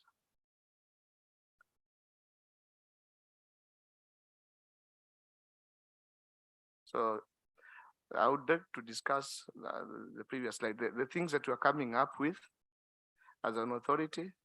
We are coming up with the income drawdown regulations, what is an income drawdown? There's an option once you retire, other than getting a provident to end denial, other than getting a pension to end denial, there's a new product that is not so new that we came up called an income drawdown, where you can draw down your funds specifically, periodically for a certain time, minimum 10 years. Kuna watu wataki pesa kila mwezi, labda unataka pesa kila quarter, ama kila 6 months. Sasa unajua ile pesa bado inabaki kwa scheme. Unalipwa polepole, minimum 10 years. So we want to come up with delegation for income drawdown. We also want to come up with post-retirement medical schemes regulations. We came up with a law, change of the law recently, ile inakubali mtu aikeze pesa kwa sababu ya medical cover in retirement. So tukahakikisha scheme zote zina change trust deed kwa allow members. Tulifanya research tukaona kuwa watu wanapozeeka wanatumia pesa zao mingi za pension kwa hospitali. Sasa tumeanza wale watu wakifanya kazi wanaweka pesa, wakiweka ya pension kidogo, wanaweka hospitali kidogo. So tuna come up na hizo regulations. And then tuna come up na corporate trustee regulation, because corporate trustees, naona nini mko na individual trustees, kuna schemes ambazo wanachagua kuwa na kampuni zikuwe trustee wao. Haya, langu ni kuambia kwa niaba ya shirika la RBA, kazi yetu ni kuhakikisha kuwa fedha zenu zinawekwa vizuri. Ambaye ako na pesa custodian ni tofauti na yule ambaye anawekeza pesa, na yule anaweka records ni tofauti, na tunaangalia hizo governance structure kila siku na tunafanya kazi yetu tunavyofaa kufanya kuhakikisha kuwa wewe kama retiree ama scheme member, your rights are protected. And asante, nitachukua maswali wakati wa maswali. Asanteni sana. Asante sana Peter. Thank you very much for educating us some of the things we didn't understand. Sasa members, our scheme was started in 1970 by somebody called a sponsor. The sponsor, the employer. Our sponsor has been with us from 1970 up to today, supporting us and making sure the scheme is run properly. Today, I've got the sponsor, Mr. Geoffrey Muley has been the acting managing director up to very recently. Now he's here to represent the CEO on behalf of the sponsor. Mr. Muley, karibu sana, utuambie yale ambayo tunastahili kufanya.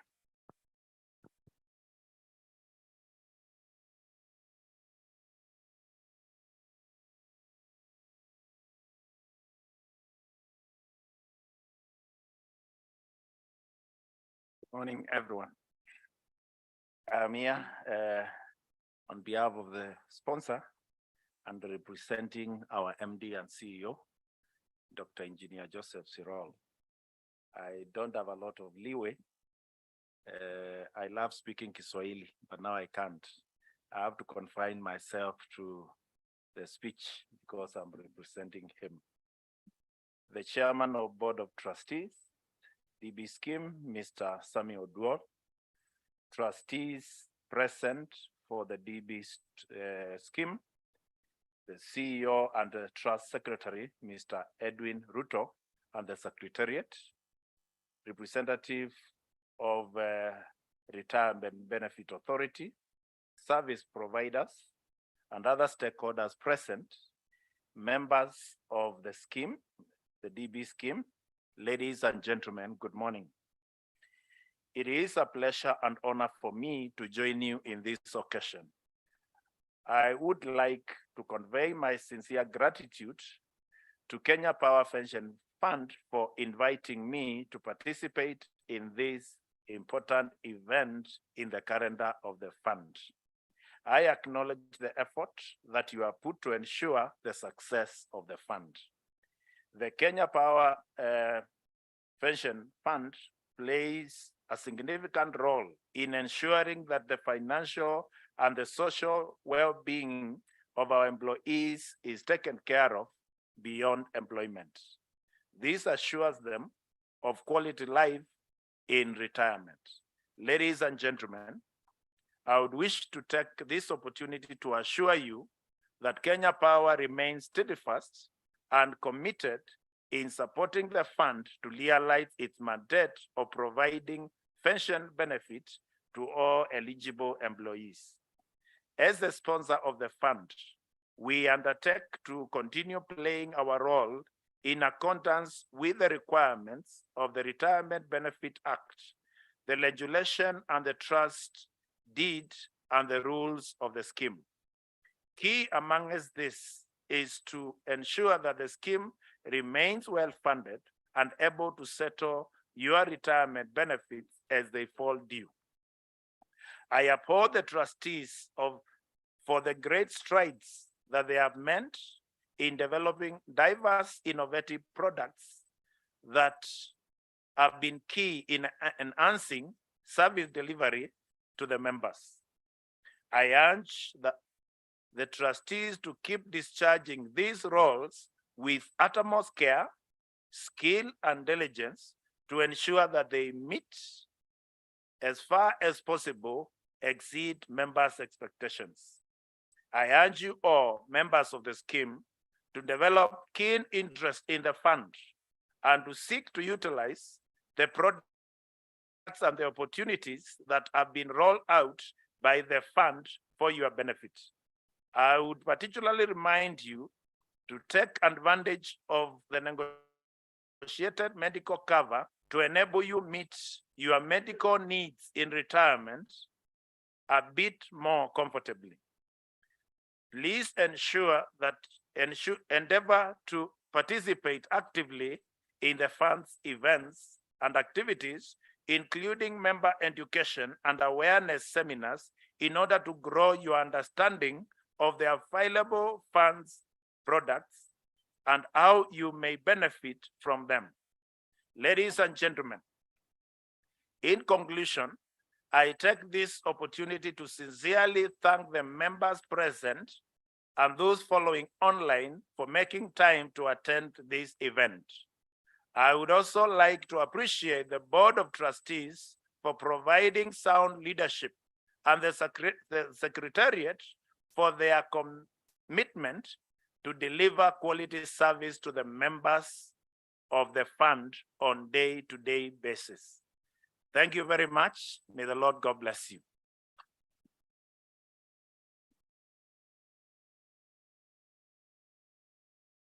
Thank you, Jeffrey. I would like us to give a big, big clap for everybody who has spoken. Please.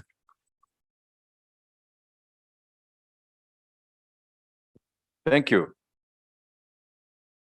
Now, we have come to a point where now I request members to now ask any question you might have regarding the chairman's report, trustees' report, investment report, and the audited financial statements.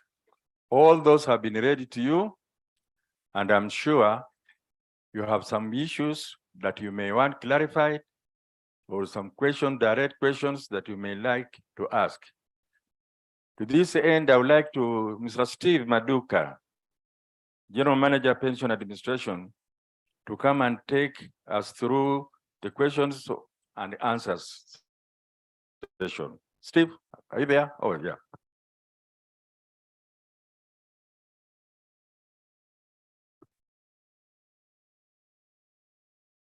Thank you so much, Chairman. And if you allow me, I'll go straight to the questions. And Chairman, we received questions that have come through our KPPF info account. And even during the meeting, there are also other questions that are coming through the Q&A function within the Zoom webinar. Chair, the first question is going to be from a retiree by the name Hanson Omoyo. And Hanson Omoyo is asking or wants to know what trustees are doing about having in place a favorable medical scheme for retirees. Omoyo observes that the cost of Medicare in retirement is too high for most of the retirees. I think I can also go to the second question so that they can be responded to together. And this is a question from Engineer Kahoro Washira. Engineer Kahoro Washira has a concern, which he, however, puts across as a proposal for the trustees to consider. He wishes that the trustees can make amendments to the trust deed and rules to allow for, one, equal employment opportunities for persons with disabilities within the fund's secretariat. The second proposal that he has is to see if there can be representation in the board of persons with disabilities. Right now, or currently, we do not have any of those represented. So he wishes that the board can give their take on those two. Chair, I hope we can have the two questions responded, then I can read two more. I think let's have them two. Now, who's going to take the medical one?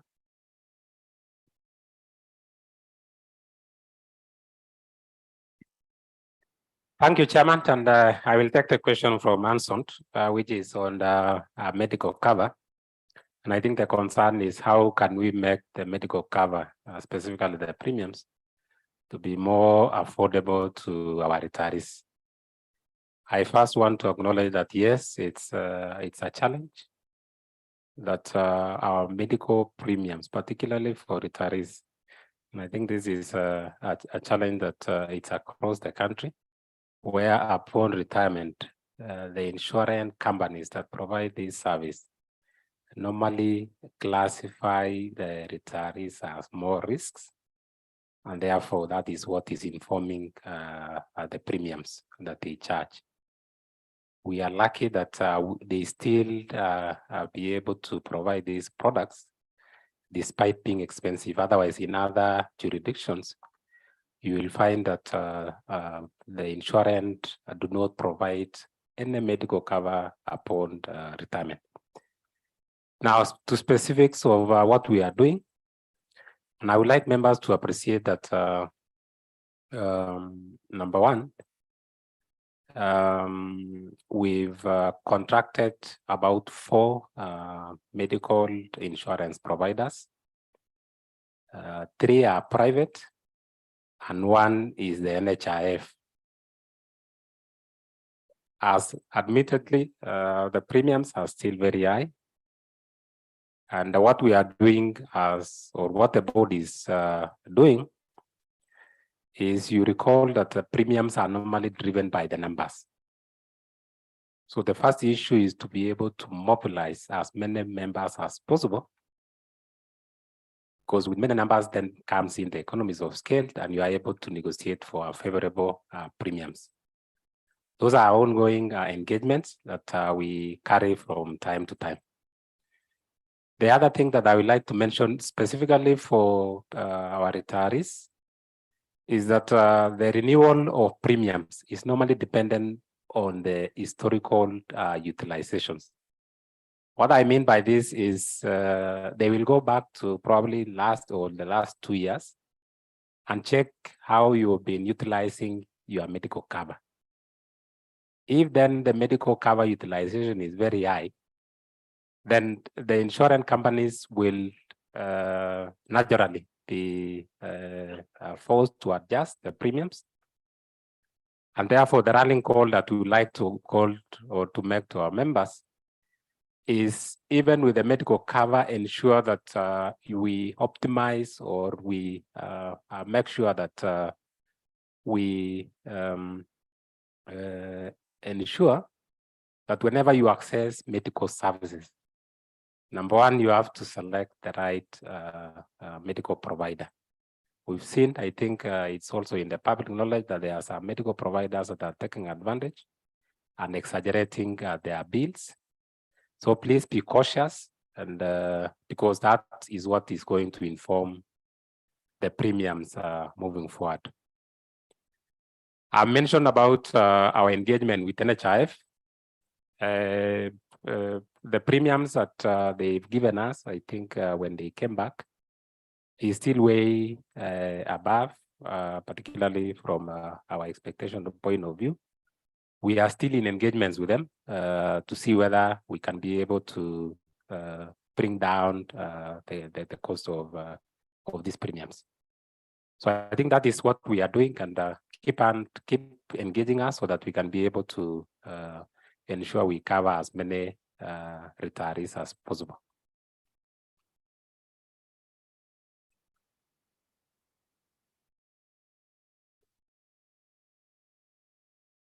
Thank you, Chair. Maybe just to share with you, in the finance bill, I don't know whether it's famous or the infamous finance bill, there was some, I know there were some negligible benefits, and one of them is on this post-retirement.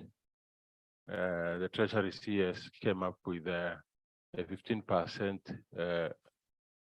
tax relief for those who are contributing to the retirement, to the post-retirement medical fund, and either 15% or whichever is lower, or rather 5,000 per month. So that's also another plus, a benefit that we've gotten from the finance bill when it comes to post-retirement medical fund. Thank you. Thank you. Thank you, Ene. Next set. Joseph, take this. Yeah. Oh, disability. I thought that's what Ernest was saying. Okay. So the next question was by Engineer Kaoro. And it's about what are we doing about providing employment opportunities for people with disabilities. I think the next question is about representations in the board. And let me start with the issue of the employment.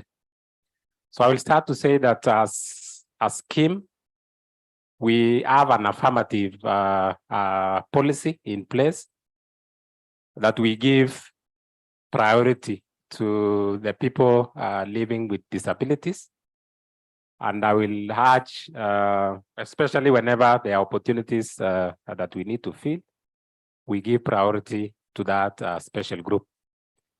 You appreciate, Engineer Kaoro, that we are not as a very big scheme, and therefore these opportunities are not that frequent. But when that opportunity comes, be assured that we will be able to implement that affirmative policy. In addition to that, you also recall, members, that we are required to comply with Public Procurement Act and regulations. And within that act, it provides for allocations or procurement opportunities to that special group up to a level of 30%.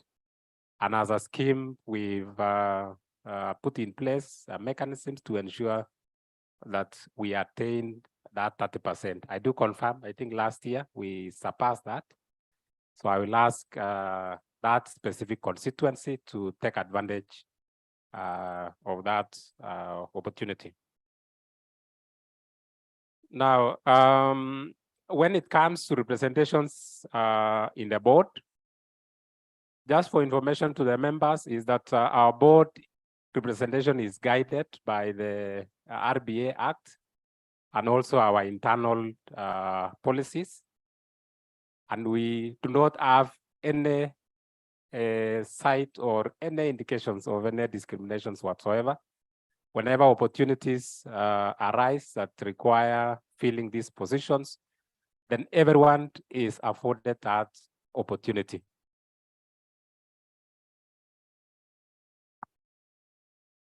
I think that concludes the first set of questions. If we can have another set, please, Steve. Thank you, Chair.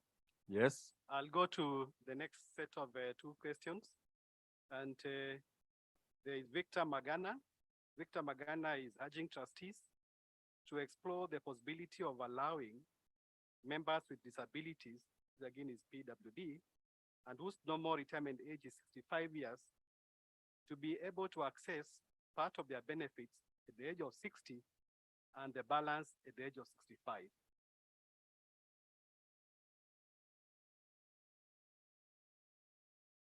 Next. Then finally, Chair, we have a question from William Omondi, and he observes that the number of retirees has grown and continues to grow within the fund. But he is concerned that there is only one representative of the retirees in the Board of Trustees. He hopes that going forward, the number of retirees can be increased to reflect the growing number of retirees. Okay. Right.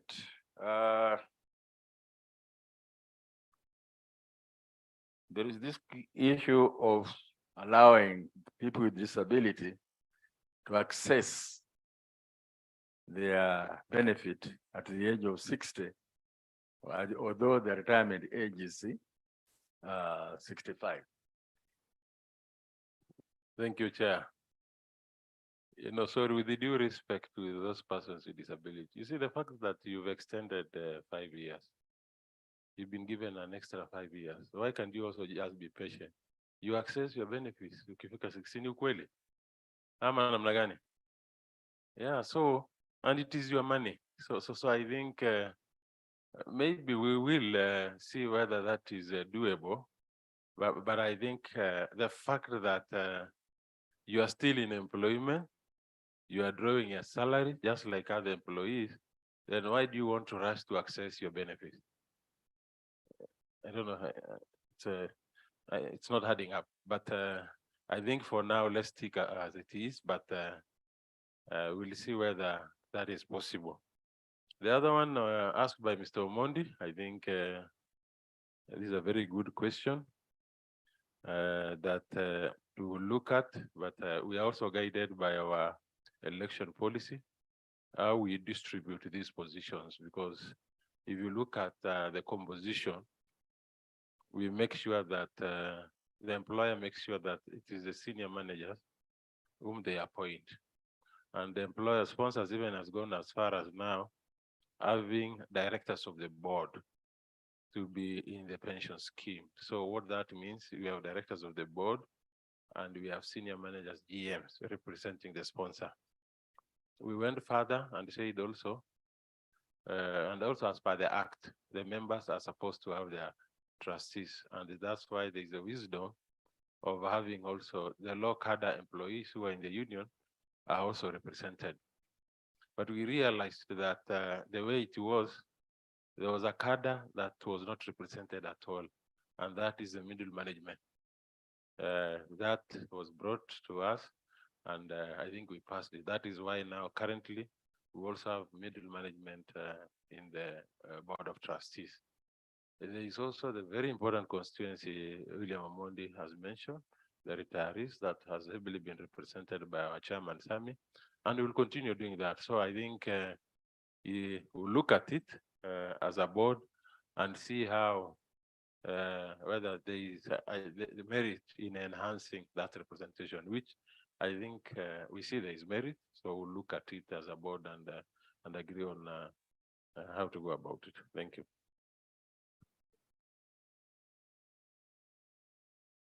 Thank you. Steve, any more questions? Chair, there were other questions that have come through, but those ones are being responded to by the Secretariat. Right. So if you'll allow now, we can get questions from the floor, Yes. by members who are present here. Thank you. Thank you, Chair. Continue.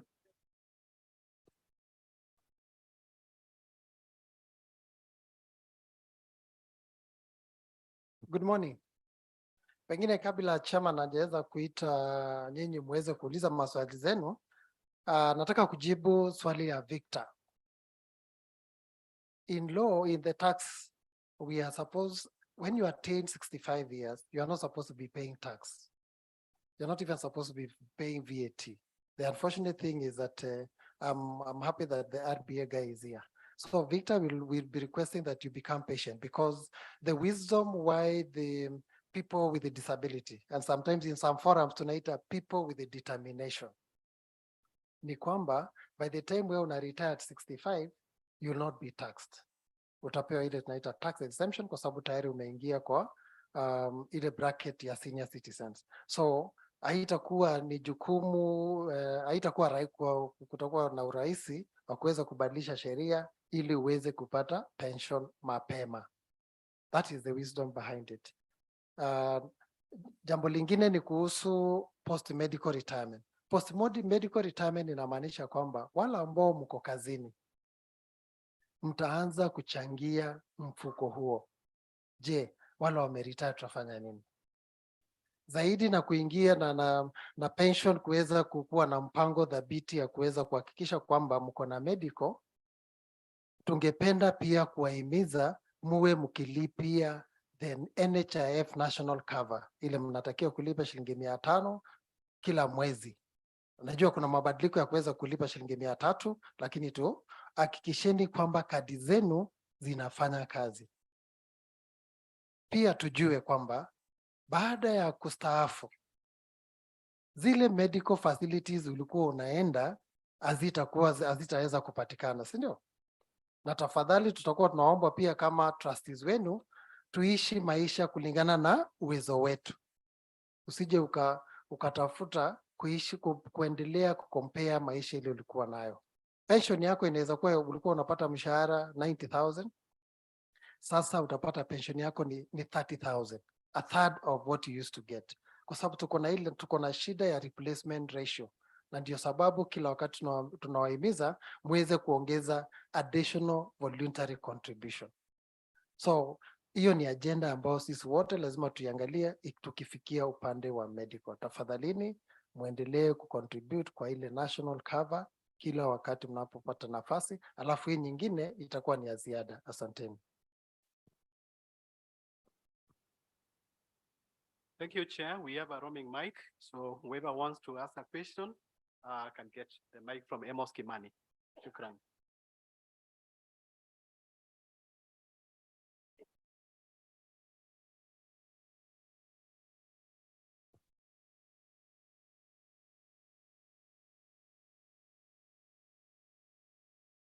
Kwa majina naitwa Samson Imboyoka. Kuna swali ambalo linanikula kichwa kidogo ambalo haliulizi kwa wakati mwingi, na ni hiyo inaenda kwa Custodial. Wakati mnawekeza pesa zetu kwa banki zenu, na wakati mwingi tumeshaona banki zikianguka, unaenda kuchukua pesa yako, inasemekana imefungwa. Ngojeeni kwanza, mtaambiwa, si ndio? Hamjatuambia wakati pengine shida kama ikitokezea pesa zetu zitakuwa namna gani. It is better so that we know. Tusikiria tu kupata, na wakati ikifika, wakati pengine banki ikianguka, kwa sababu tumekuwa na banki kubwa tangu tuanze, kama tumekuwa na backless, tumekuwa na nini, lakini nimeona kama saa zingine challenges zinakuwa in case itatokezea pengine mnaanguka, hizi pesa zetu tutazipata ama itakuwa namna gani? Asante.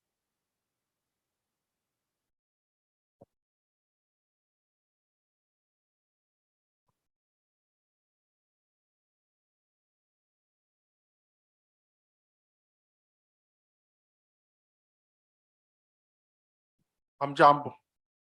Kwa majina naitwa Joseph Mosonet toka Kericho. Swali yangu inaenda kwa corporate ya market ama watu wa market. Wakati nimeenda retire, nikiwaachia nyinyi pesa yangu ya pension ya retire, alafu wakati mnaangalia maneno ya marketing, nitakuwa nikipata interest quarterly. Sijui itawezekana Stanbic Bank na corporate banks, na hiyo Stanbic Bank sijui nitakuwa nikipata ngapi nikiwaachia nyinyi pesa yangu ya retirement wakati nitakuwa nimeenda retire. Asante.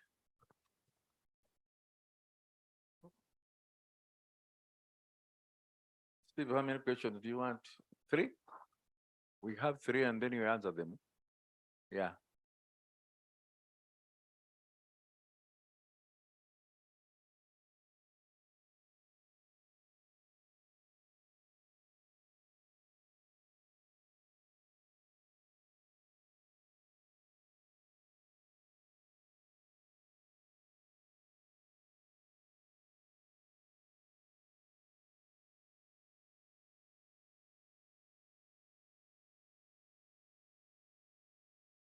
Yeah.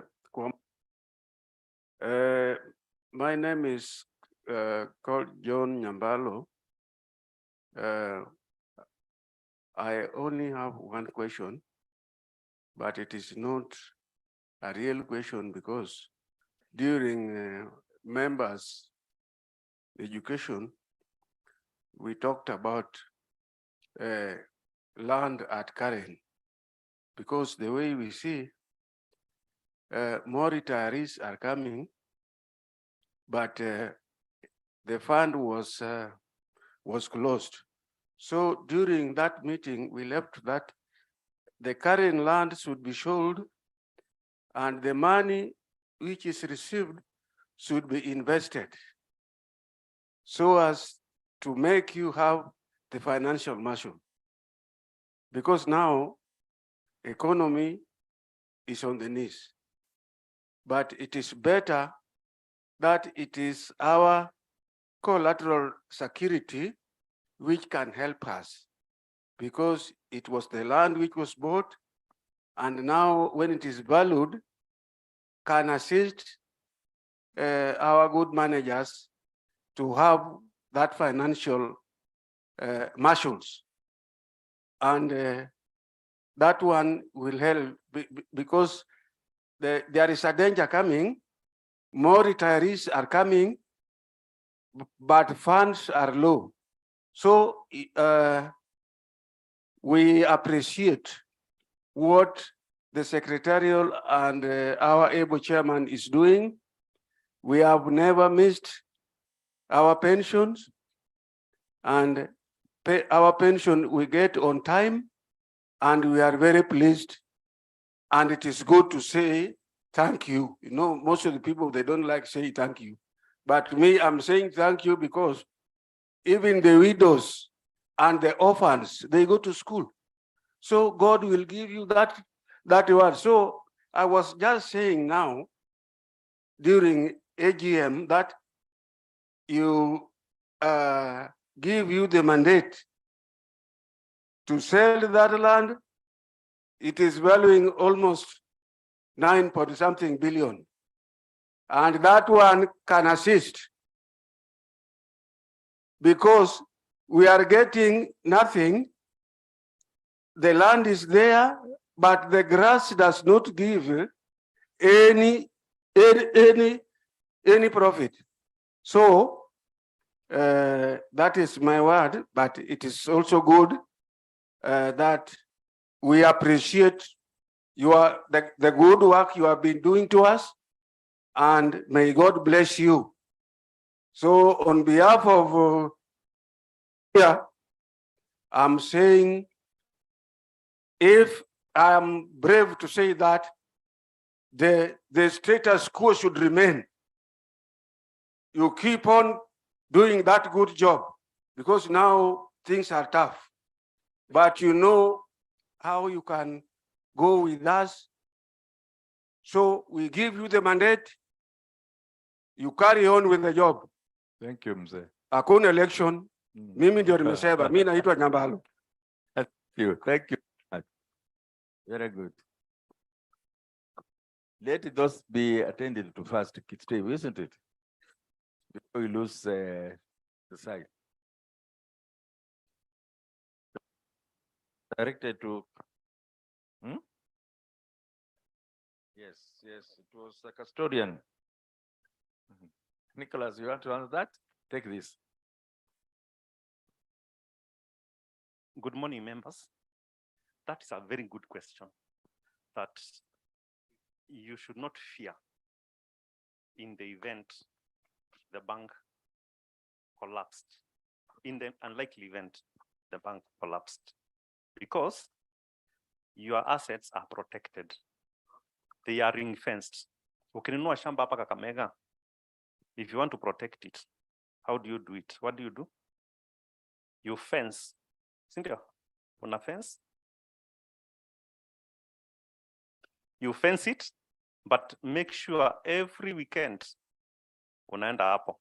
Unakaka hapo. Unamwaga kamchanga hapo. If you see somebody coming to ask you anything, ujue mambo ni mbaya, sindio? Now, we have players, we have Kenya Power. In the unlikely event, somebody closed Kenya Power, your money will be still available because of that ring fencing we've done as the bank, as the custodian. Now, if you look at our financials, every year, you will not see pension assets there. We don't put them there because it's your money in retirement. So we ensure that we ring fence. In the event the bank close shop, your assets will still be there. In the unlikely event, the fund managers close shop, your money will still be there. Unaona jamaa pale ameketi pale. Unaona vile ananiangalia. I get a license every year if I demonstrate that. And the auditor comes to the offices and checks whether we've ring fenced. So that is an assurance from the custodian. Thank you. Thank you, Nick.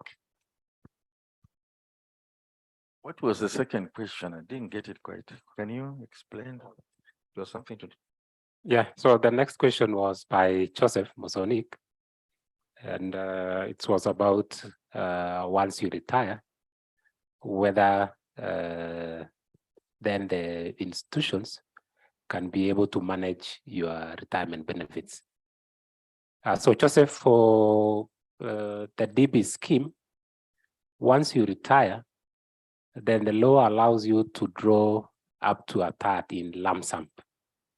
It's an option that you can take, but still you can be able to leave the entire amount, and then you get the monthly pensions.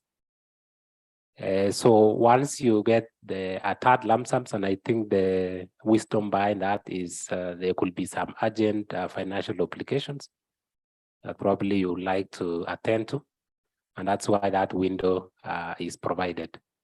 So that's for the DB scheme, a third, and then the 2/3 you leave it behind, then we will pay you pension for the rest of your life. So in the circumstances when a member passes on, then that benefit is transferred to the surviving spouse, as well as those kids below the school-going age. For the DC scheme, I think which we will be responding later, is that you have the two options. You either choose the annuity, which is provided by the insurance companies. And once you select that, then they will also be able to give you a monthly payment for the rest of your life. So the second options, which is a new product, is the income drawdown, which we manage internally. And that also provides you with a monthly payment. The only difference is the risk that are investment-related risk is borne by the member. So we'll go out there, whatever we generate is what we are going to load to your account. Unlike the annuity, which is a guaranteed sort of what insurance companies will promise will pay you for the rest of your life. So I think those are the options, Joseph, and that are currently available. Thank you. Thank you, Edwin. Now, this third question was actually a comment by a member, and he's allowing the Secretariat and the board, or agreeing with the Secretariat and the board, that the land in Karen should be disposed of so that we can release the money that is lying in that land, A, to do other things, and B, to attend to the influx of pensioners who are going to come very soon. So I have no, Muzee was echoing the views of majority of you, and the board will accordingly do that, and you will be informed when the sale is done. Right. Yes. Yeah, just to add to what Chairman said, maybe I want to give comfort to Ndugu Nyambalo. And even as I do that, let me correct. The value of the land is not 9 billion. According to the last audited accounts, is around 3.67 billion. But this is an asset that we are very happy because we bought it in 1997 at 250 million. 250 million, 1997. And it's now, the last valuation that was done, it is worth 3.67 to be specific. So as the grass continue growing, the value, but now the value is going up. But we hear you loud and clear, but we want now, we will make more money now, Nyambalo, when we invest in other asset classes, and also to comply with the RBA Act. You saw that we are at 44. The moment we dispose of that property, I think our allocation in property will come to less than 10. So we hear you, and we are on it. The only problem now in the country is, I must say, is getting a buyer to get that property 3.6. For the last 2-3 years, we've been on that land seeking for a buyer. But there's some good news that we are getting. Hopefully, we may be able to dispose before the end of the year. Thank you. Hello. Thank you, Ernest. Is there any other burning question, or can we move to another? Oh, there are still more. There are 2, 3. Let's have those 3.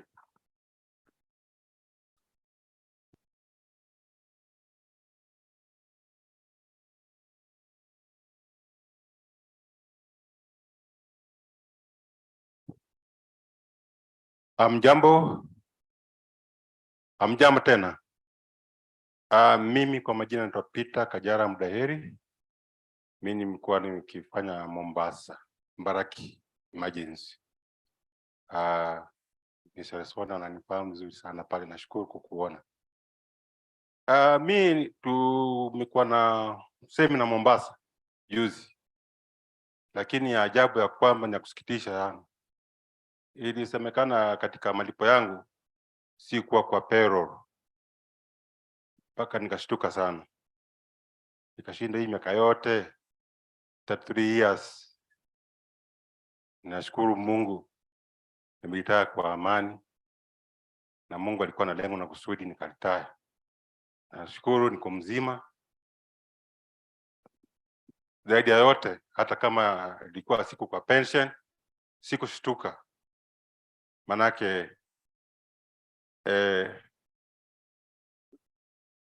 nilishindwa kwa nini ilikuwa hivyo. Kwa hivyo naomba nielewe ya kwamba ama nijue, je, niko kwa payroll sasa ama itakuwa vipi? Ya watu Mungu abalinde. Staff number yangu ni 11581. 11581. My staff number. Ilisemekana ya kwamba siku kwa payroll. Hata tulikuwa na bwana chairman. Nashukuru kwa msaada wake vile alivyofanya, wakipiga simu wakiconfirm. Asante.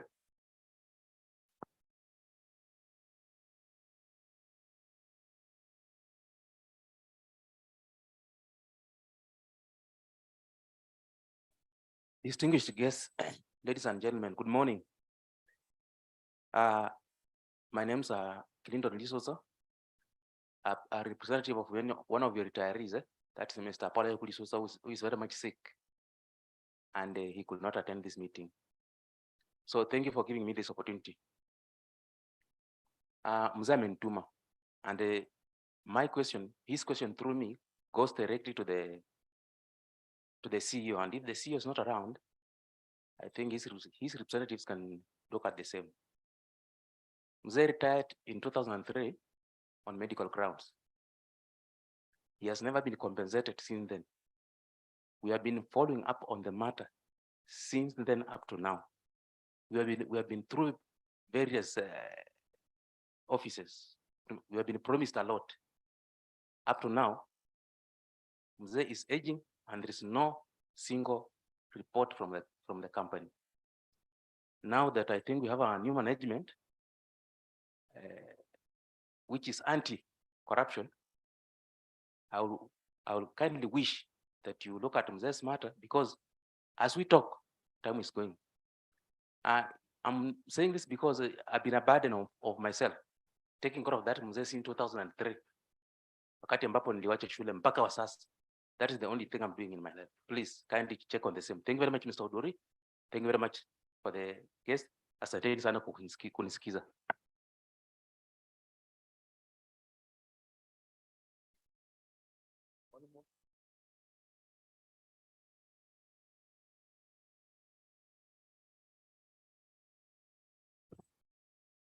All protocol observed. I greet you all. Good morning. I want just to make an observation, and I want to express my worry about, I want to refer the members to page 18 of our financial report. That is return on investment. I believe 2021 we had made 7.23%, and in 2022 2022, we have come to 0.67. My worry is that if we continue, if the situations were the same this year, and we continue with the same, we could go on negative on return on investment. Because say 2021, we were doing at 0.67. And then we go down rapidly the way we have gone. It means return on investment could be negative. So that is my worry that I wanted to express. Thank you.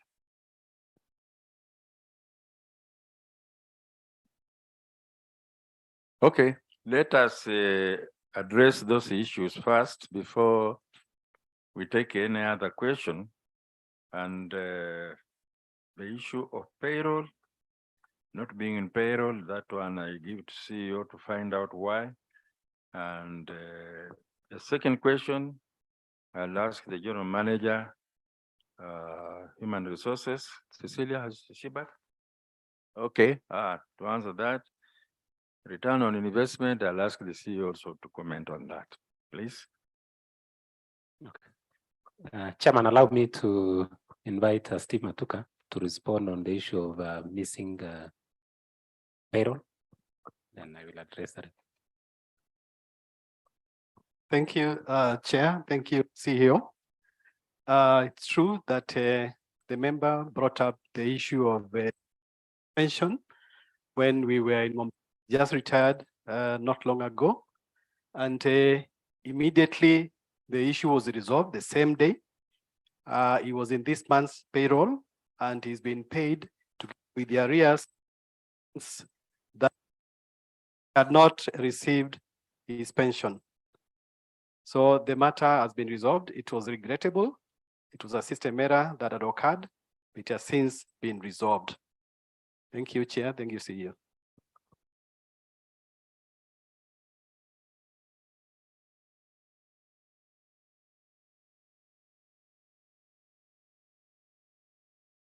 Okay, good morning.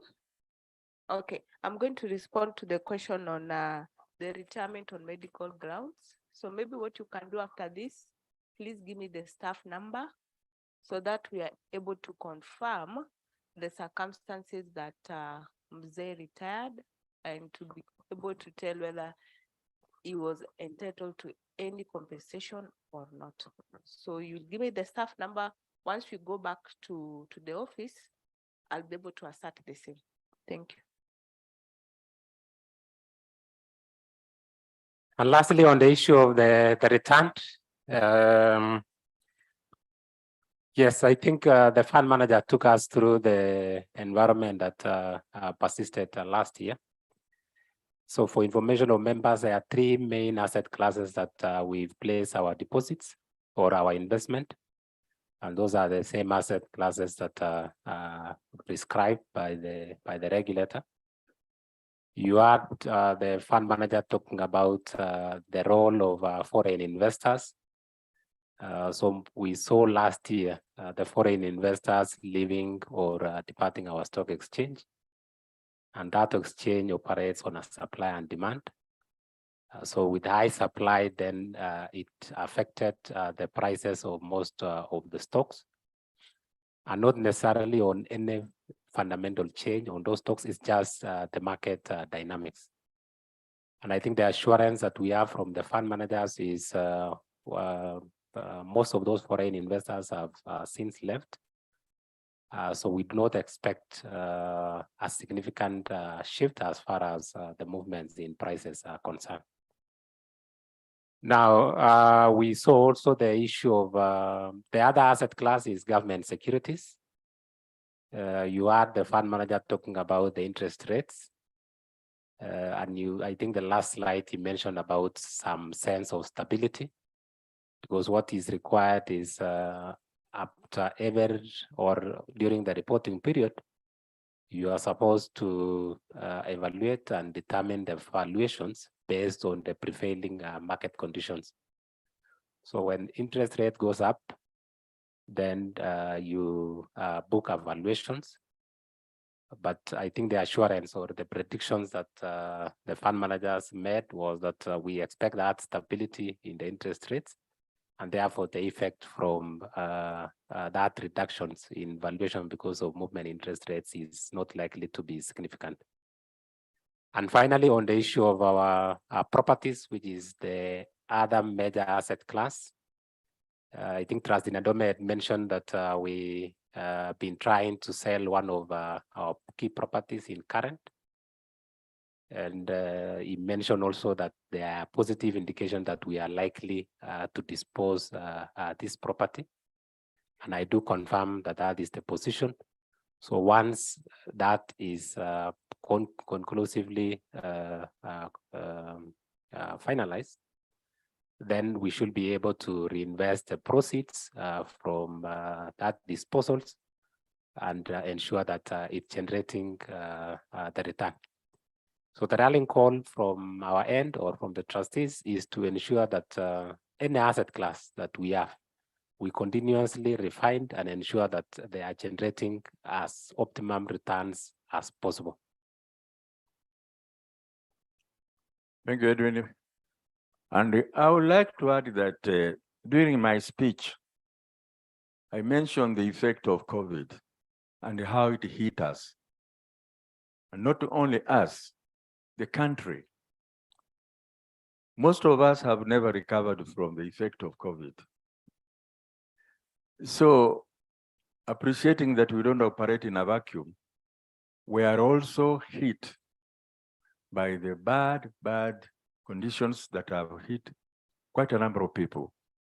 And let me tell you, members, a number of companies out there have never recovered. In fact, some closed down. We are so pleased that we are resilient. We have managed to go through that, and we are hoping to even improve on what is happening. So when you look at these absolute figures, you will be worried. But if you look at what other people are doing, you will be shocked and be pleased to know that even your fund is doing a lot better than perhaps you understand. Right, now we are eating in our sister's AGM, sister pension fund AGM, which is coming after this. So I would like to request that we stop there. I continue and we close this so that we can give DC scheme time to start their AGM. Now, after these answers and questions, members, you are now requested to note the annual report that includes 1, the chairman's report, trustees report, investment reports, and the audited financial statements as having been received and adopted. In conclusion, ladies and gentlemen, there being no other business, I would like to take this opportunity to appreciate all of you for attending today's AGM. I also thank those who have joined us virtually. Similarly, I wish to acknowledge and appreciate the following stakeholders. 1, our sponsor, Mr. Muli is just coming in on time, for your continued support, and we pray that you'll have the capacity and energy to continue supporting us. B, I would like to thank all our members for your active participation throughout this AGM and on all other occasions where your participation has been requested. C, I would like to thank our service providers for your professional input. Without that, I don't know where we'll be, but you have done a good job, notwithstanding the conditions that we are going through. D, RBA, for fostering a conducive regulatory environment for the retirement benefit schemes sector of the year, throughout the year. And finally, the Board of Trustees, the CEO and Trust Secretary, and the Secretariat for their dedication during the year. I now declare the meeting officially closed. But before that, I would like to close this meeting with a word of prayer before we move to the next move. Joseph, are you going to pray for us again? Just close the meeting very quickly.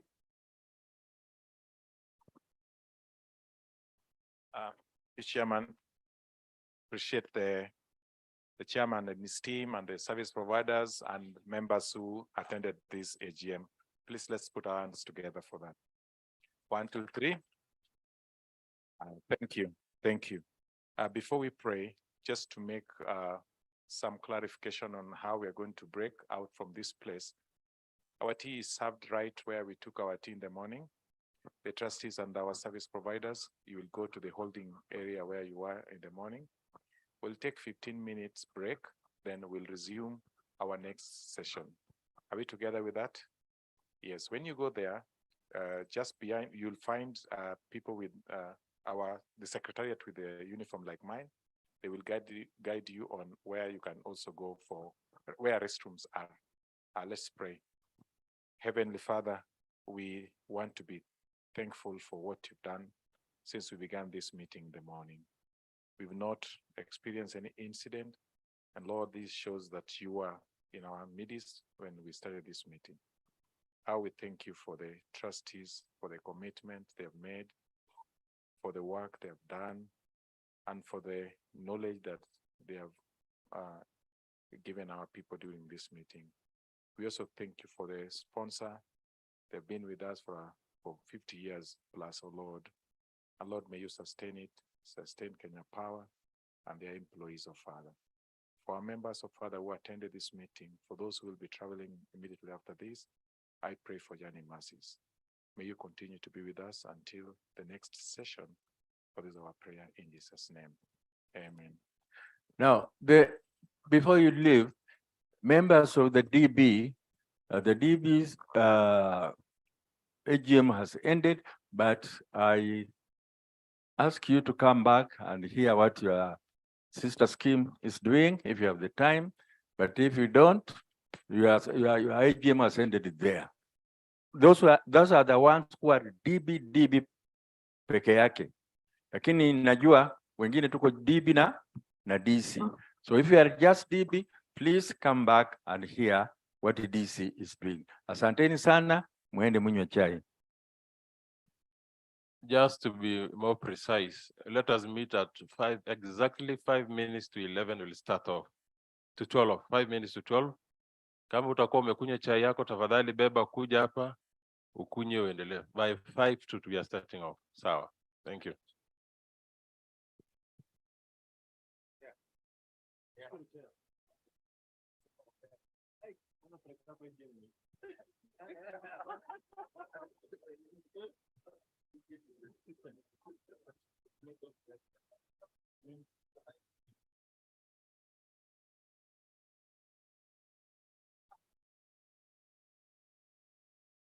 Sababu ya amani yake ni uwezo gani unaompinga Yesu? Uwezo gani?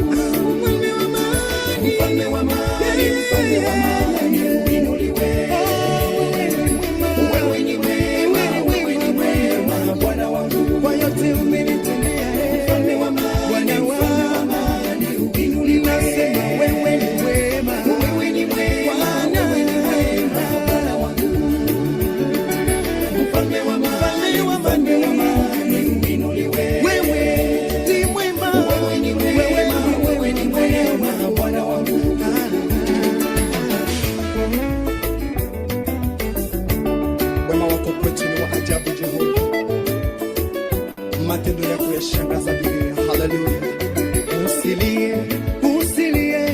Usilie wewe. Usilie, Bwana anakujua ndugu yangu. Amesikia kilio chako wewe mama.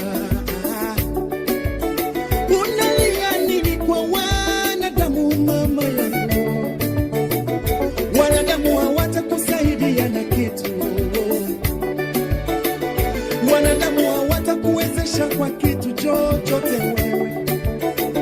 Tuna yeye mmoja anaipanguza machozi ya watu wake, yeah. Ni yule mfalme wa amani, ni yule aliyesema yote imekwisha. Mambo unayoyapitia ni yeye anayeyaona. Anajua shida yako mama yangu, anajua magumu yako baba yangu, Ukiwa na shida usiende kwa waganga wa dunia, ukiwa na magumu usiende kwa wafumu wa dunia, yeah. Muite mfalme wa amani, yeye anajibu maombi. Muite mfalme wa amani, yeye anajibu maombi, yeah. Uwezo gani, ni uwezo gani unaompinga baba? Uwezo gani, uwezo gani, uwezo gani? This is DJ F2.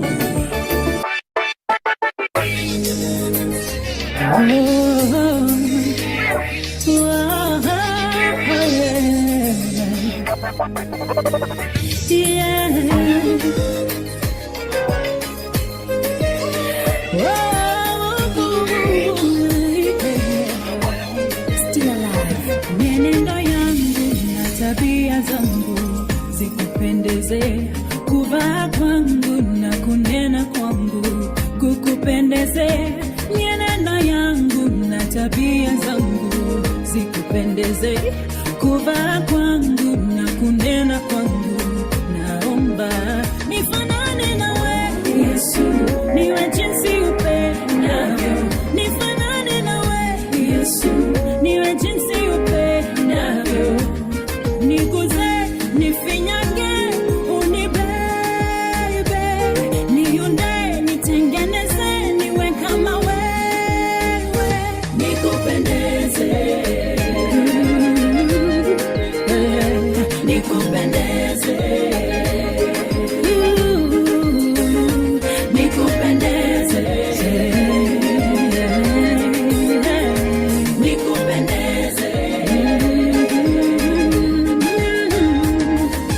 Follow him on Instagram, Facebook, Twitter at DJ F2KE. At DJ F2KE. Familia yangu, marafiki zangu, tuwe sawa nawe. Biashara zangu, kila kitu changu kiwe sawa nawe. Familia yangu, marafiki zangu, tuwe sawa nawe. Biashara zangu, kila kitu changu kiwe sawa nawe.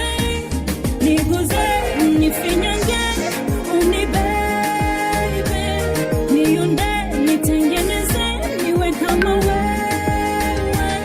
Niguze, nifinyange, unibebe, niunde, nitengeneze, niwe kama wewe. Nikupendeze Baba, maishani mwangu. Nikupendeze Baba, familia yangu. Nikupendeze Baba, nikupendeze Baba, menendo yangu.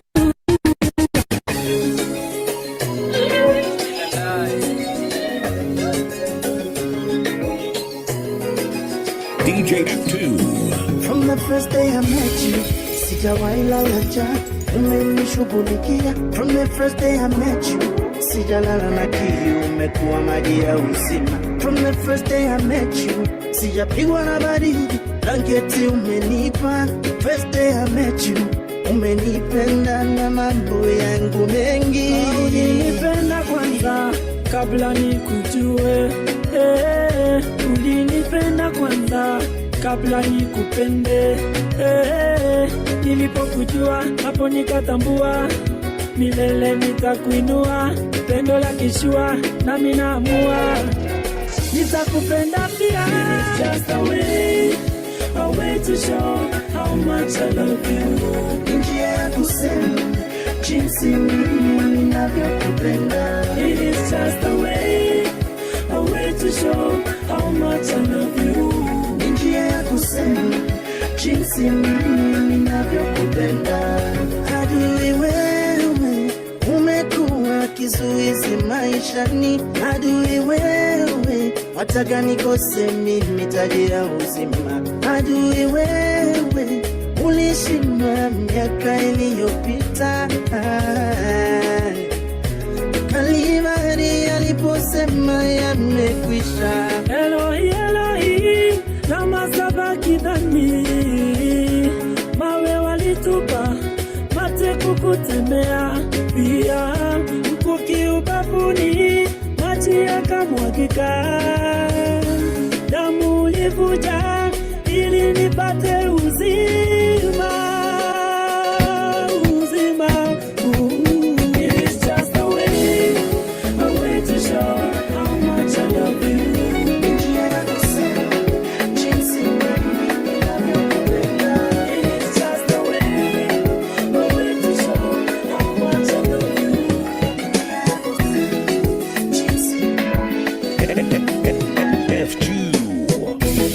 Yesu nipe funguo, Baba nipe funguo, Yesu nipe funguo kwa huduma yangu.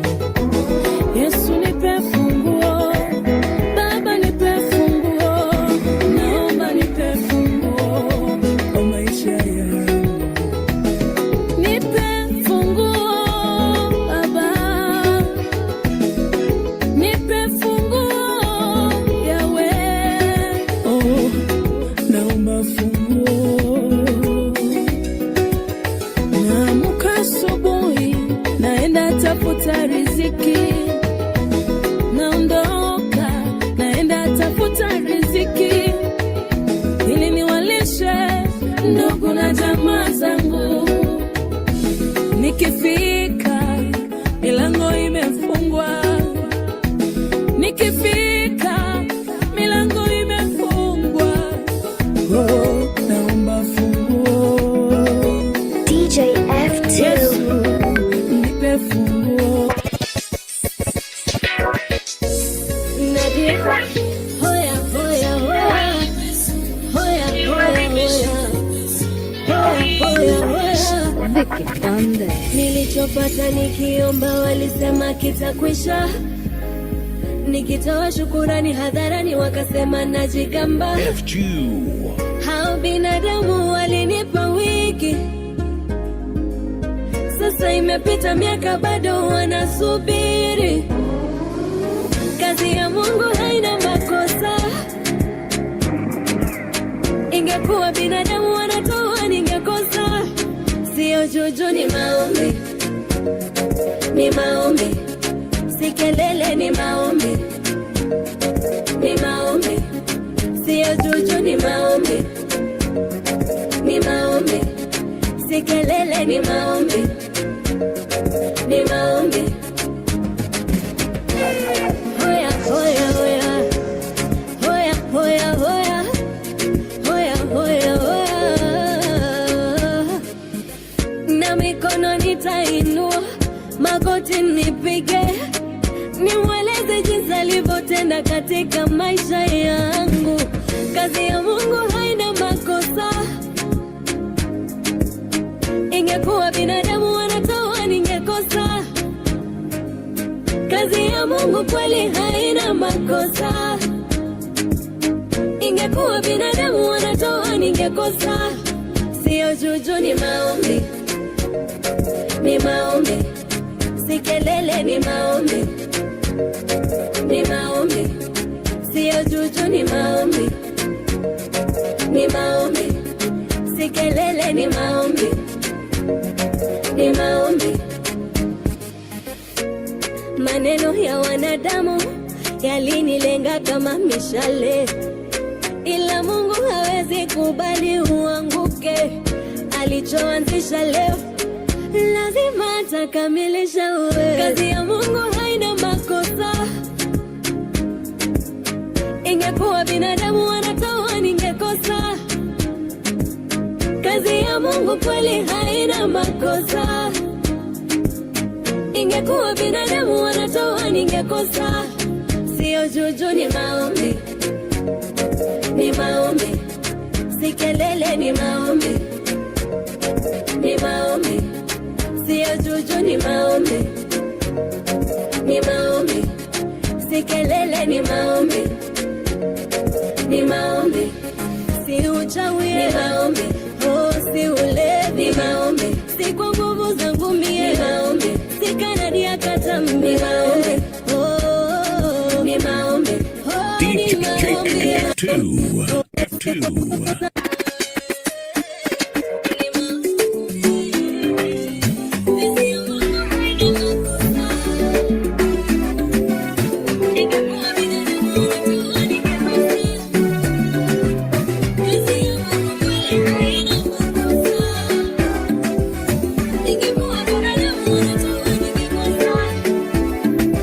DJ F2. Je vais gérer.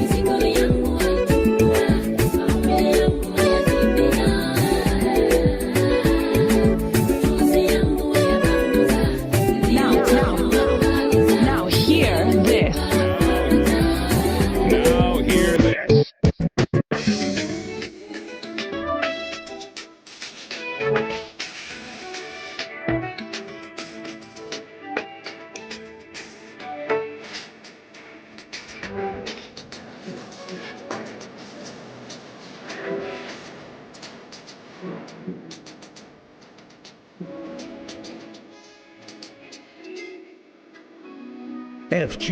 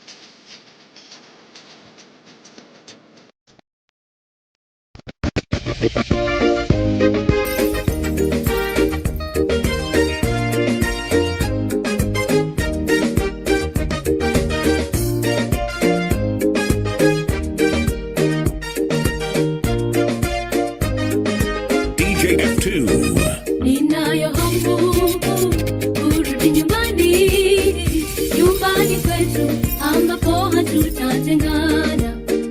Hapo nyumbani kwetu hakuna makaburi wala hakuna vyandarua, maana hakuna malaria kwetu.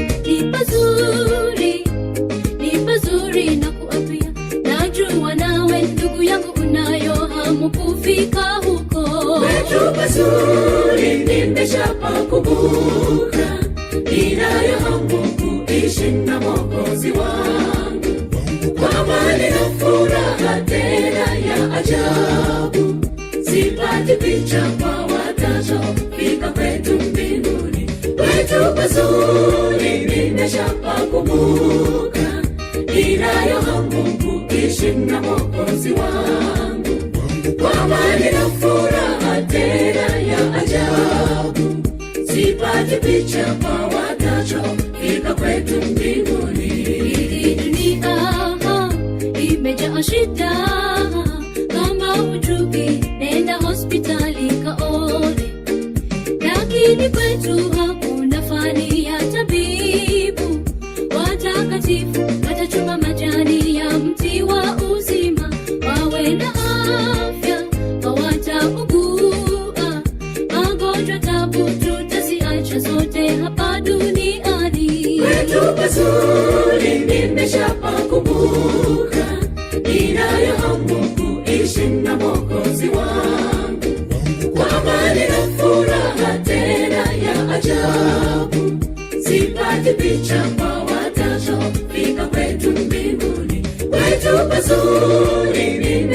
kumbuka, inayohamu kuishi na Mwokozi wangu, kwa amani na furaha tena ya ajabu. Sipati picha kwa watachofika kwetu mbinguni. Ayo, mambo vipi? It's your boy Manzele, where, and it's about now you're rocking DJ F2. DJ F2 and Manzele, where. DJ F2 and Manzele, where. F2. DJ F2, the hype master. Mpendwa njoo, turudi nyumbani. Asubuhi yaja, tuyakimbie ya dunia.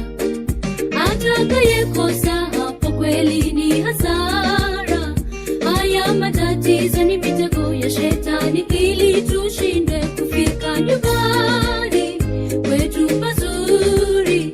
Lakini kwa jina la Yesu tumemshinda, tunaenda kwetu pazuri. Nimeshapakumbuka, inayohamu kuishi na Mwokozi wangu, kwa amani na furaha tena ya ajabu. Sipati picha kwa watachofika kwetu mbinguni. Kwetu pazuri nimeshapakumbuka, inayohamu kuishi na Mwokozi wangu, kwa amani na furaha tena ya ajabu. Sipati picha kwa watachofika kwetu mbinguni.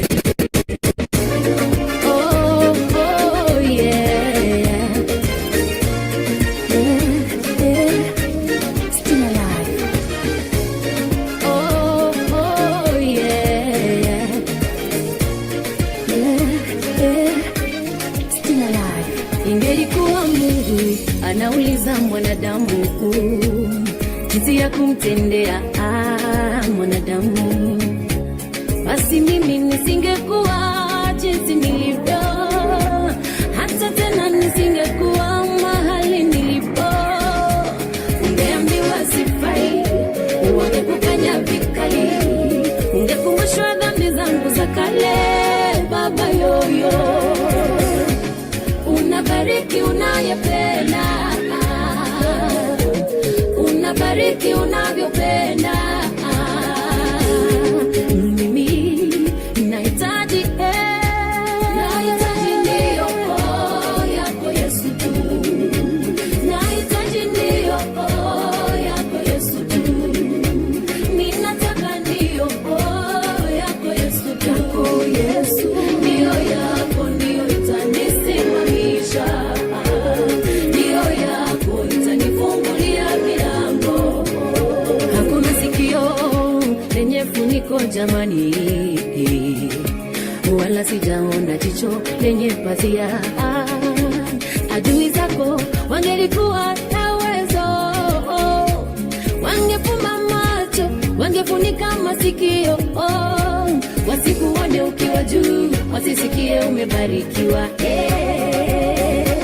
Meza utaandaliwa mbele yao, utakula utakunywa mbele yao. Nasema ndio ya Bwana. Nahitaji ndio yako Yesu tu, nahitaji ndio yako Yesu tu, ndio yako, ninataka ndio yako Yesu tu, Yesu ndio yako, ndio itanisimamisha, ndio Yesu nifungulia milango.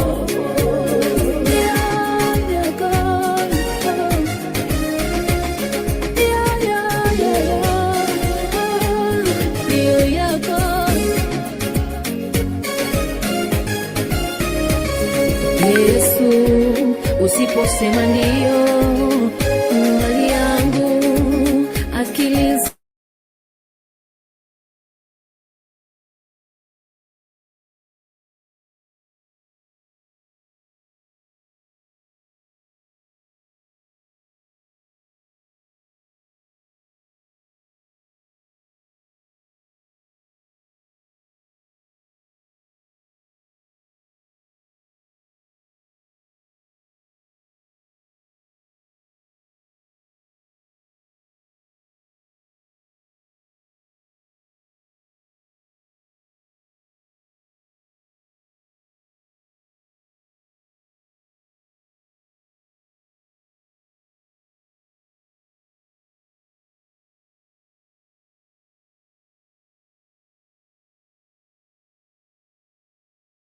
Check 1, 2.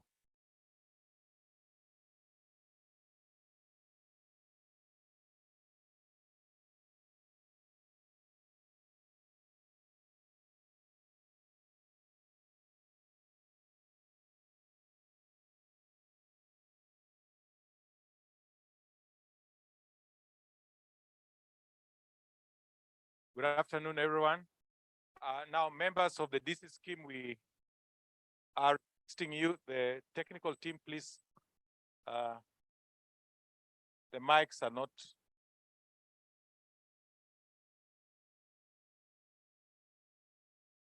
Please, technical team, assist us. Everybody, please.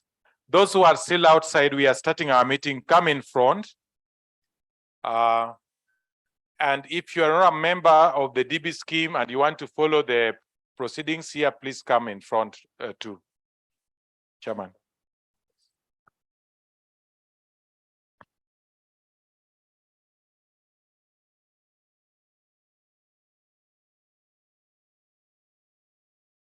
Good afternoon, everybody. Good afternoon again. Hamjambo. Hamjambo. Asante. Kwa majina, mimi naitwa Ernest na Kenya na Dome. The DC scheme. So without much ado, I will start off. Maybe because tulianza na maombi, will already tutamaliza na maombi na ndugu Saku atatufungia. I'm starting off now. Dear members, I take this opportunity to sincerely welcome you to the 17th AGM of our pension fund. This is a significant day in the calendar of the fund where we get to review the affairs of our scheme for the past 1 year. As we are all aware, the mode of conducting business globally changed significantly post the COVID-19 period, and I'm pleased to inform you that the fund has made great strides in adapting to the changing times. Consequently, the fund has adopted a hybrid model in conducting its meetings. This AGM, just like last year's, is being conducted both physically and online. Ladies and gentlemen, a quorum being present, I declare the meeting to be properly convened and duly constituted, and I take this opportunity to introduce to you my fellow trustees and noble guests. This is including the service providers. For the trustees who are present, I think we'll start off. Who are here, seated? As I mentioned to you, I'm the chair. Okay. The next.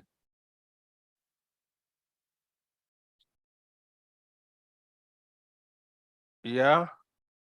Engineer Rosemary Oduor has been our trustee until the end of May, when now our term ended because we had a new CEO. The new CEO, Engineer Siror, has been appointed by the sponsor and effective from 1st June. He will be, for now, he's our trustee. There are some formalities that he's finalizing so that immediately he will be on board. Next is Imelda Bore, ndio huyo. You had seen kwa DB, and I don't need to repeat, you already know her position. Next, mwingine ni Cecilia Kalungu. Nafikiri yeye mlimuona kwa DB. Slide to the, yes. Tuko na Steven Vikiru pia, ndio huyo. API is also in DB, is doubling up also as a trustee in DC. Bash, Kolil, as you drop your staff down, raise your hand uonekane. You are a trustee of, equally a trustee of DC. Then ndio huyo, Johnston Sakwa. Johnson Sakwa is only in DC. He was not introduced earlier on, and he is representing middle-level management. Asante ndugu Sakwa. Then the next is Madame Reson Olochipchip. She is also representing gender. She works in HR in Nairobi. And then finally, is it ndugu Vincent Okulo Ochieng? Nafikiri mnamjua sana hapa hii region. He's been a long-serving branch secretary and currently is the chairman, national chairman Ketao. I think that is it. So, and then the same scheme, I'm sure you must have been told, is the same secretariat providing services to both DB and DC. So the CEO remains Edwin Ruto, Yule. Edwin, I think you had already introduced your secretariat staff, so we don't need to rudie. Sponsors representative, tuko na GM hapa Muli. I think atapata nafasi baadaye kusema one or two on behalf of the sponsor. And then as we conclude now the introduction, we have investment managers also. So just maybe you hand over the mic to the fund manager. The fund manager for DC is different from DC, I think. DB rather, sorry. Yeah. Okay, good morning, members. Good afternoon, sorry. Yes, my name is David Kirori. I'm presenting Corp Trust Investment Services Limited.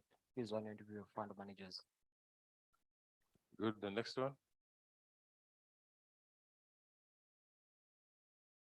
Good afternoon, members. My name is Bachum Tsumi, representing Gen Africa Asset Managers, one of the fund managers.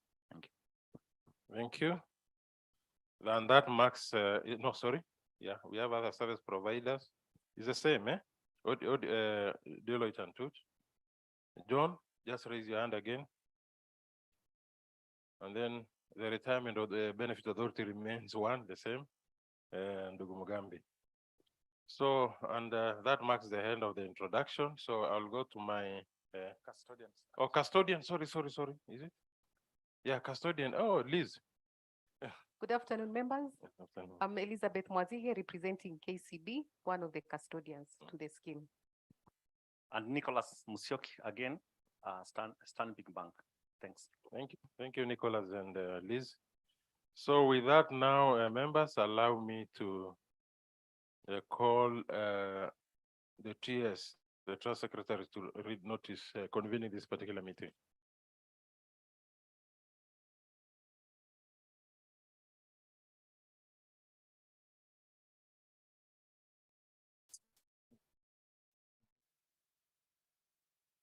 Thank you, Chairman. Good afternoon, members. I'm going to read the notice convening this meeting, and it reads as follows. Notice is hereby given that the 17th annual general meeting of the Kenya Power Pension Fund, the DC scheme, will be held on Friday, the 23rd June 2023 at the Golf Hotel, Kakamega, and through Zoom webinar, starting at 11:00 a.m. to transact the following business. The first is to read the notice convening the meeting, which I'm doing. The second is to receive the chairman's report. The third is to receive the scheme's audited financial statements for the year ended 31st December 2022, together with the auditor's report. The fourth agenda is to receive a report on the scheme's investments. The fifth is to take and respond to questions from members. And finally, the sixth is the closure of the meeting. Issued on 2nd of June 2023 and signed by E.K. Ruto, the Trust Secretary. Thank you. Thank you, Edwin. Now I go to my report, the chairman's report. Dear members, it is my singular honor to present to you the annual report and financial statement for the year ended 31st December 2022. The year 2022 saw the global economy decelerate compared to the previous year. The slowed growth was occasioned by factors including the post-COVID-19 tightening of monetary policies in most regions, the Russian-Ukraine war, and the resurgence of COVID-19 in China. Locally, the high interest rates, high inflation, and depreciation of the Kenya shilling affected the performance of our investment and the economy at large. Agricultural production was also subdued owing to adverse weather. The GDP reduced from a revised growth of 7.6 in 2021 to 4.8 in 2022. The year-on-year inflation rate rose from 5.7 as at December 2021 to 9.1% as at December 2022, surpassing the CBK's target range of between 2.5 and 7.5%. This prompted the CBK's Monetary Policy Committee to raise benchmark interest rates to curb consumer spending during the year. The Kenya shilling weakened by 9% against the US dollar to close at Kenya shillings 123.37. Currently, it is 140 shillings. This was exacerbated by the high demand and short supply of the dollar. The equity market performance was down in the year 2022 due to the continued exit of foreign investors from NSC, concerns over foreign exchange liquidity locally, and the likelihood of a global recession. Yields on investment securities were, however, on an upward trajectory due to the increased appetite for borrowing by the government and investors' demand for higher yield to cushion against inflation. You heard about the government last week, borrowed almost 250 something billion, and the return was almost 15.8%. And we are also among the lucky schemes that benefited from that bond. Dear members, the fund achieved an annual gross return on investment of -3.1%. I repeat, the fund achieved an annual gross return on investment of -3.1%. That means whatever investment you had the previous year, it is less now by 3.1%. That is a stark reality that we must tell you as trustees. This depressed performance was attributable to the high inflation and interest rates that were experienced in the local stocks and offshore markets, driven by the aftermath and ripple effects of the ongoing Russian-Ukraine war. The total fund value stood at Kenya shillings 18.4 billion as at December 2022. That is the worthiness of our fund. The decrease in fund value, it came down, was attributable to both the benefits payouts as well as lower investment returns and during the period. Based on the performance of the fund, the Board of Trustees declared an annualized net interest. Ile ingine niliwaambia ni gross. Sasa this one is net. It is net because, and it is more, it is now whatever you had in December 2022, it is going to be less by -4.02%. This is now net after the costs, kama fund managers, staff salaries, is administration. If you lump in administration costs, so inaongezeka, the net now is -4.02. The fund maintained the quarterly interest declaration policy during the year, which ensures that the fund maintains a zero reserve, and therefore members exiting the fund during the year obtain a prorated rate of return at the point of exit. Dear members, the board has put in place an elaborate mechanism to track legislative and regulatory changes to ensure continued compliance.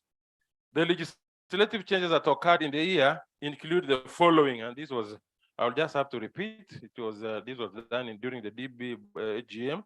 One, The RBA regulations that allowed members to utilize 40% of their accrued retirement benefits for the purchase of a residential house were quashed by the High Court. I must say we were very happy about this. Sorry, RBA. We say we are happy about this because we have always advised our members. Why do you have to get your money now to build a house? Work through your way, uhangangane ujenge nyumba.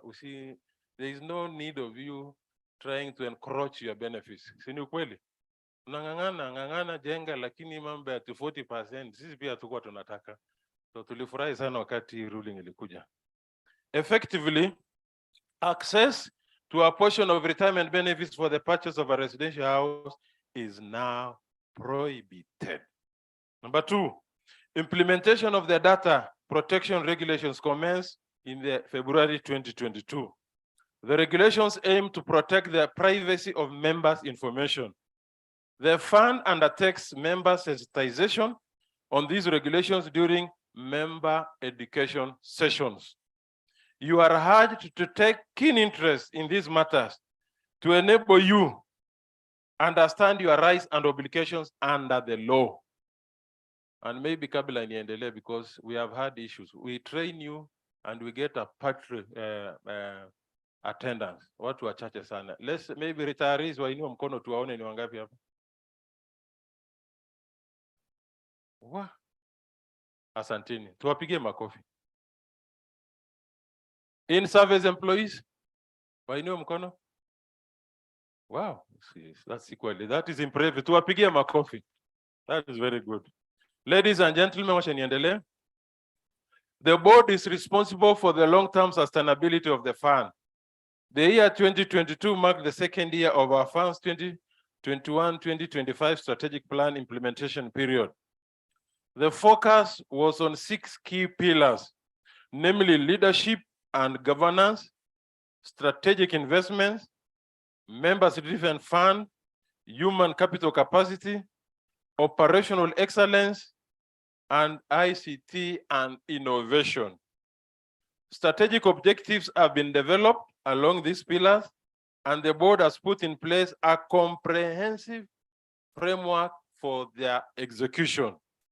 Dear members, the fund has continued to attract recognition both locally and globally by remaining the best amongst its peers through the delivery of exceptional and impressive world-class service to our members. The fund was honored to receive the following 3 awards during the year. First, the fund was declared the Pension Scheme of the Year during the Kenya Pensions Award Gala held in February 2022. Surely, don't we deserve a clap? Out of almost, I don't know, 1,500 schemes plus, is it? They're almost going to 2,000. We were number 1. We should really feel proud and happy about this.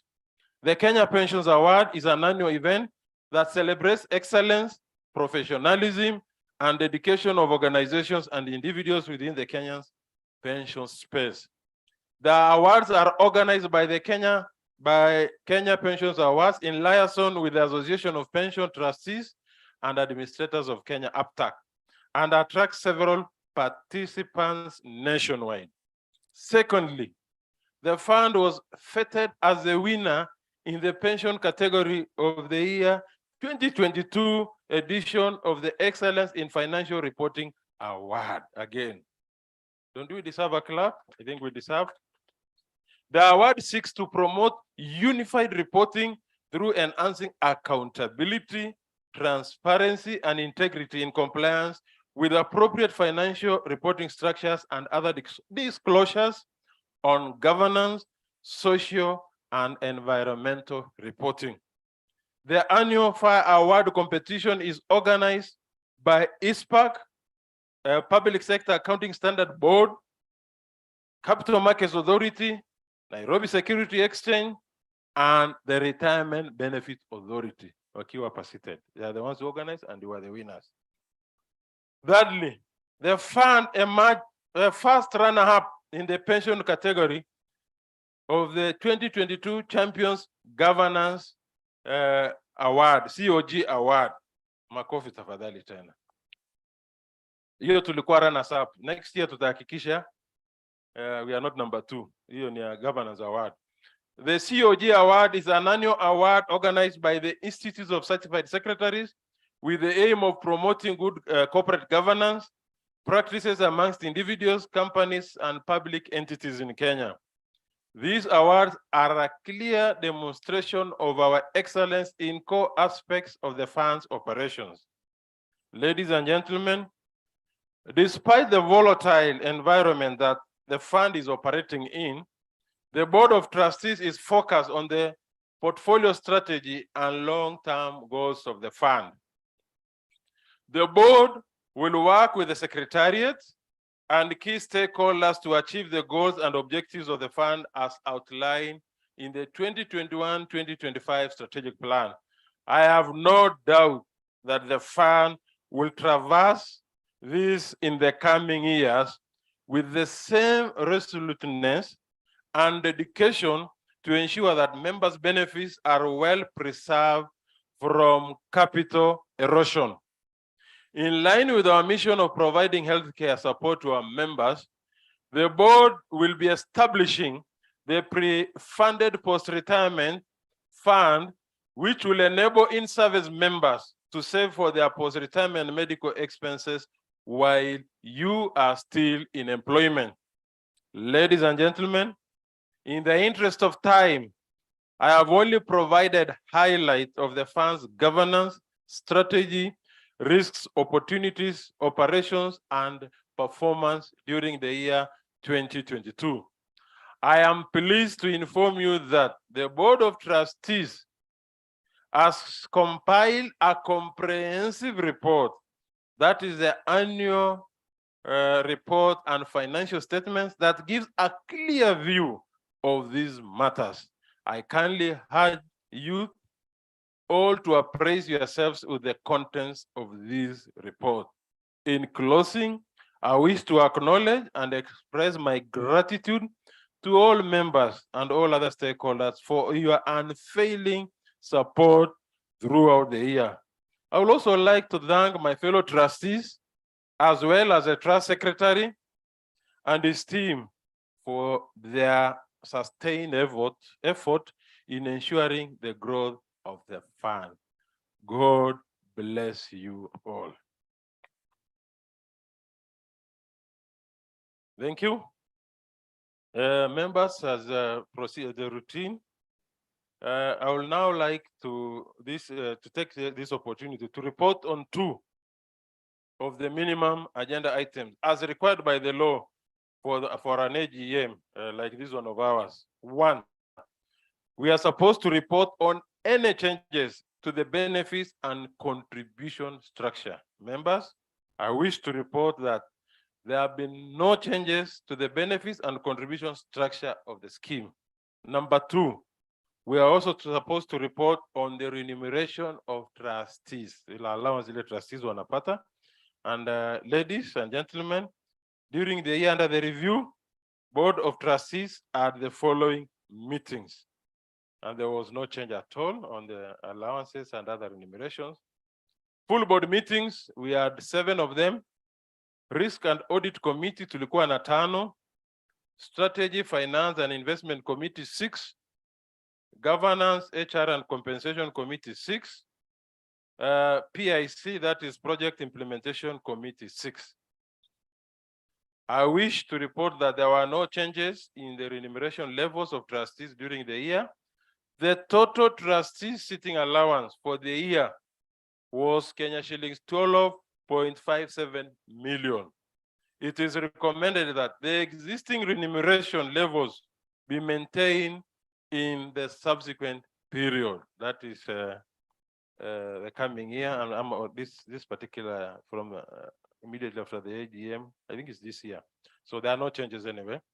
The audited financial statements, members, having been previously circulated, are taken as read. Tunachukua kama mumeshasoma. Sawa sawa. In that case now, then I invite the auditor to give you a brief overview of the financial statement and to read the auditor's report to the members. Auditor Karibu, please.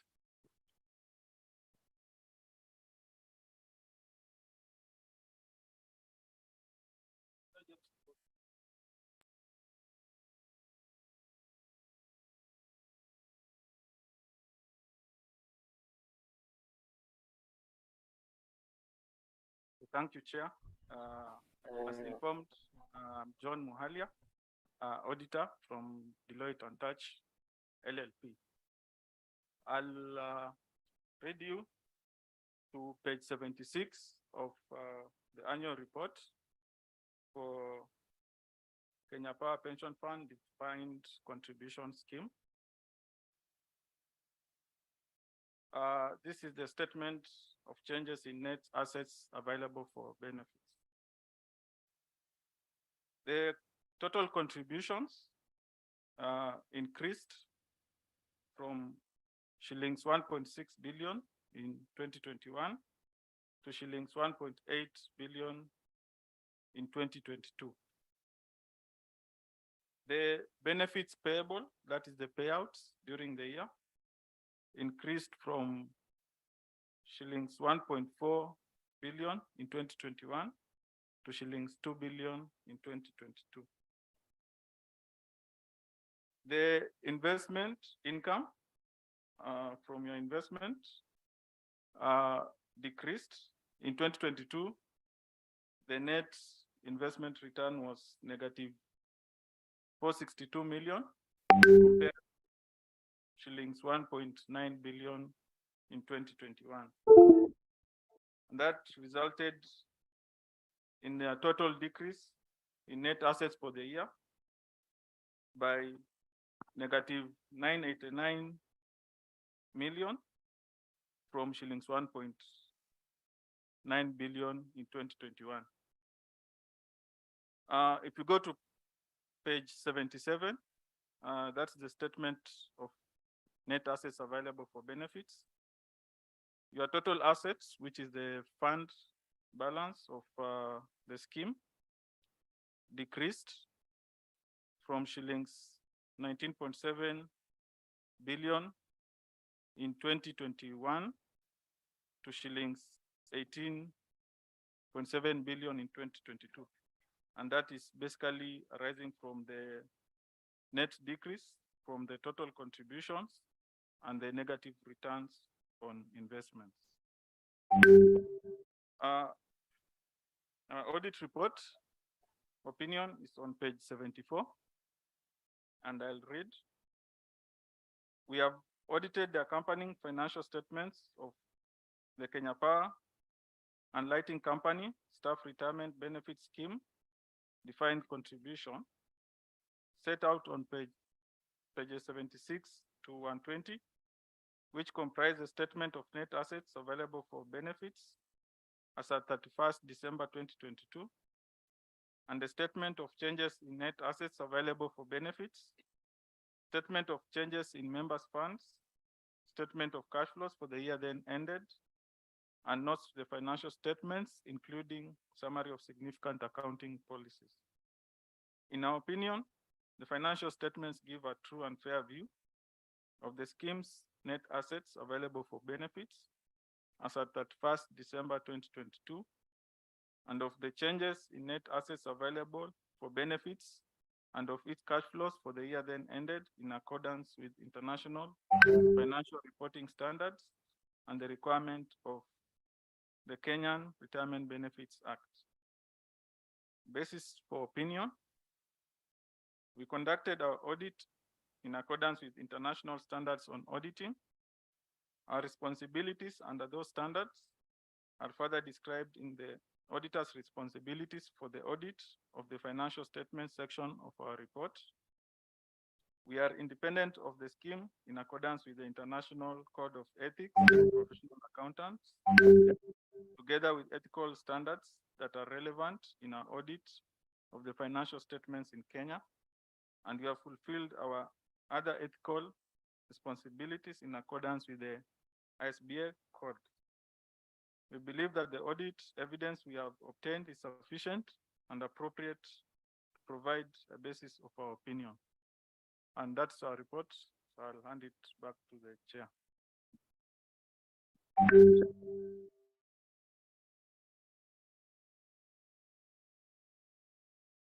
Thank you, Auditor.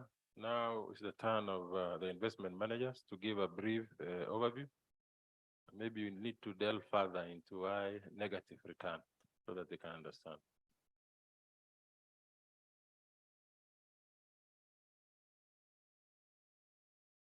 Thank you, Chairman. So once again, members, good afternoon. So I'll be taking us through the investment report. It's a joint presentation, representing the two fund managers who are Coptrust Investments, as well as Gen Africa asset managers. So to begin the investment report, maybe if it can be put up the slides. So the presentation is broadly segmented into four main parts. The first part basically just looking at our service provision to the fund.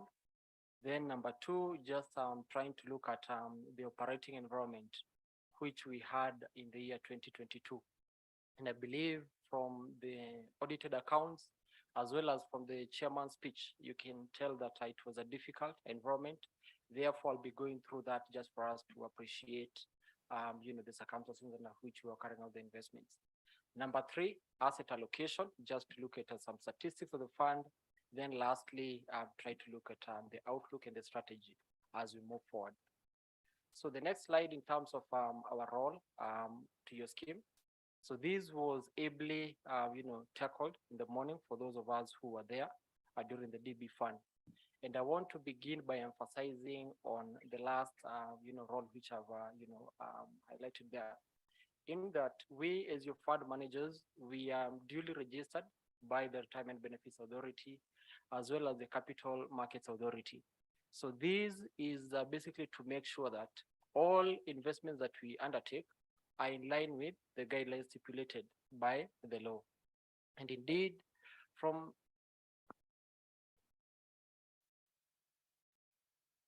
they're saying they can't see the slides.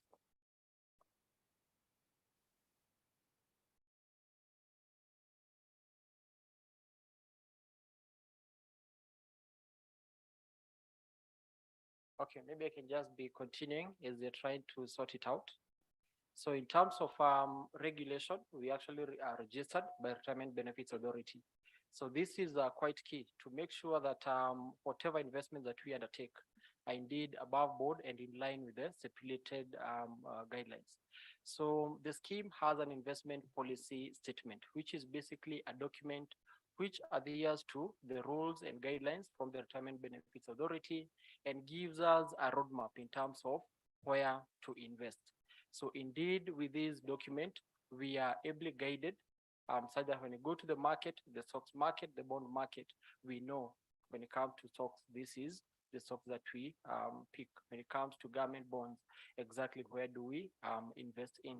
So indeed, we have invested in various asset classes, as you saw from your audited accounts, such as quoted equities, unquoted equities, private equity, offshore investments, as well as government securities.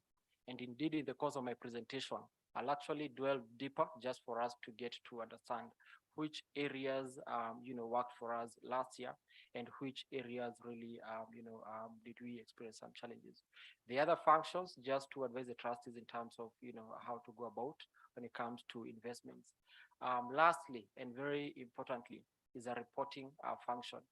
These we normally do very regularly with your trustees, at least every quarter, just to bring them up to date in terms of what is happening in the market, and also to share with them the strategies that we are trying to employ to make sure that the fund, is able to maximize on the returns. And the reporting function also extends to us as members, in that we normally report to our members during forums such as the one that we are currently having for the annual general meeting. Now, the next part of my presentation was this to the macro environment. So the macro environment was basically, the market where we invest, exactly what happened. Now, I wish we had the slide up because the picture I wanted to paint is basically of, an economy which, experienced some slowdown in terms of the growth. And I remember the chair pointed out that, since COVID-19 came in the year 2020, indeed 2021 was a recovery year. And we saw this even in our numbers, and we saw that for the year 2021, indeed, when it comes to the returns, we had better numbers. However, for the year 2022, early on, we had the conflict, UK and Russia, starting, and with it, many things, went, wrong. And here you're looking at the aspect of food prices, commodities prices. You had the prices going up. And with it, of course, there's the aspect of inflation. And I know, especially when I'm looking at, historically inflation, most of us maybe can relate to that, because at some point in time, especially, in September, October, inflation ilikuwa imepanda sana. And at that time, I remember as a country, there was a discussion starting on, the cost of living, being very high, meaning that most of us tulikuwa tumefinywa kwa mfuko, and we could really, indeed experience that aspect of high inflation. Again, last year, agriculture didn't, perform quite well. And as most of you might know, our economy is heavily, reliant on agriculture. And whenever this sector doesn't perform well, mostly the economy is usually affected. So this slide is just trying to compare last year, 2022, and previous years. How does it fare? So in terms of the GDP growth globally, you'll appreciate that last year, whatever I have there, 0.2 was what we expected the world economy to expand by. However, it even expanded by less than that at 2.9%. Looking at prior year, again, 6%, which again talks to the slowdown in terms of the growth. When you're looking at, closer home, that is shown on the top right, the Kenyan GDP, it expanded by 4.8, which was a significant slowdown in terms of the growth, basically factoring in all these challenges. Now, I pointed out that we are invested in various asset classes. And from the numbers, part of, our investments which were heavily affected, investments which were held in 3 main asset classes. We have the quoted equities. Maybe some of us can relate to shares, wale ambao tumenunua shares on the market. And there's also the government securities. And lastly, there's the offshore investments.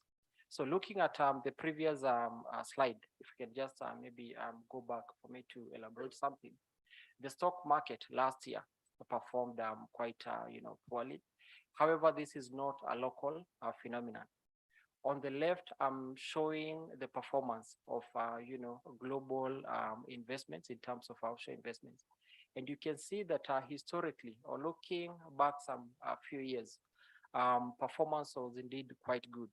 However, last year, owing to some of those challenges that I've pointed out, the international offshore markets experienced significant, performance in terms of depression.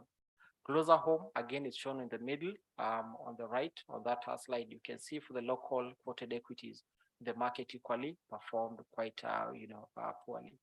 Again, just to reiterate that no particular fundamental weakness to do with any of the accounts that we have invested in. I mean, if you were to look the likes of Safaricom, the banks, KCB, Equity, Standard Chartered, the top banks in the market, which did continue to make profits, however, owing to some of those challenges affecting the economy, the share price did not perform as much. Still on that slide, on the bottom, performance of government securities. Owing to what was happening globally, inflationary concerns. So whenever you have inflation going up, there are some measures which the government normally tries to employ to try and reduce inflation. And one of those measures is reviewing interest rates. And indeed, we saw that happening. And as a result, when it comes to the bond portfolio, the instruments that we have invested in government bonds, they suffered from the aspect of negative revaluation. So members, just to assure you, indeed, we appreciate the concerns in terms of the performance for last year. These, relates to what we term, or accountants normally term as book value loss, meaning they are looking at the price movement of our investments from the beginning of the period to the end of the period, and therefore they have to reflect that price, and that is why the same has reflected negatively in our numbers. So the next slide, which just tracks inflation, and I think I have talked on this. So if you can look at the top red line, it basically tracks inflation. You can see when you open the year, inflation was really quite low. We started the year inflation at around 4.1%, and as you can see, continued going up. Of course, as some of these challenges to do with the international fuel prices and rising commodity prices are continued. By the time we closed the year, inflation was at above 9.1%. The next slide, which just tracks the performance, the movement of interest rates. So indeed, the easier one, if you are to focus on the lines which are shown on the left of that page, you can appreciate the significant rise in terms of interest rates. And I've pointed out that these only affected us when it comes to the revaluation of the bond portfolio. However, we still continue holding on to those bonds. Indeed, after maturity, we are still assured of getting our money, and the bonds still continue giving us a very attractive interest after every 6 months, and therefore for us, looking forward to this position, correcting as we move forward. Next slide, in terms of the equities market, again here a lot of challenges, and again, if you're looking at the performance of the main indices, we have the two main indices, performing in excess of around 23% for the full year. So again, just to reiterate that, nothing fundamentally weak in terms of the particular stocks that we bought, but generally the sentiments owing to what was happening. The last slide in terms of statistics, which is specific to our fund, begin by just looking at the fund value in terms of the growth. And members, you'll appreciate that indeed our fund has been growing, and especially during good years when the markets are performing well, during times when the economy is growing well, our fund has been able to benefit from growth in terms of performance, and as a result, the value has actually grown. So you're looking at 5 years back, 2018, where our fund stood at around 14.2 billion, all through to around 19.39 billion during the year 2021.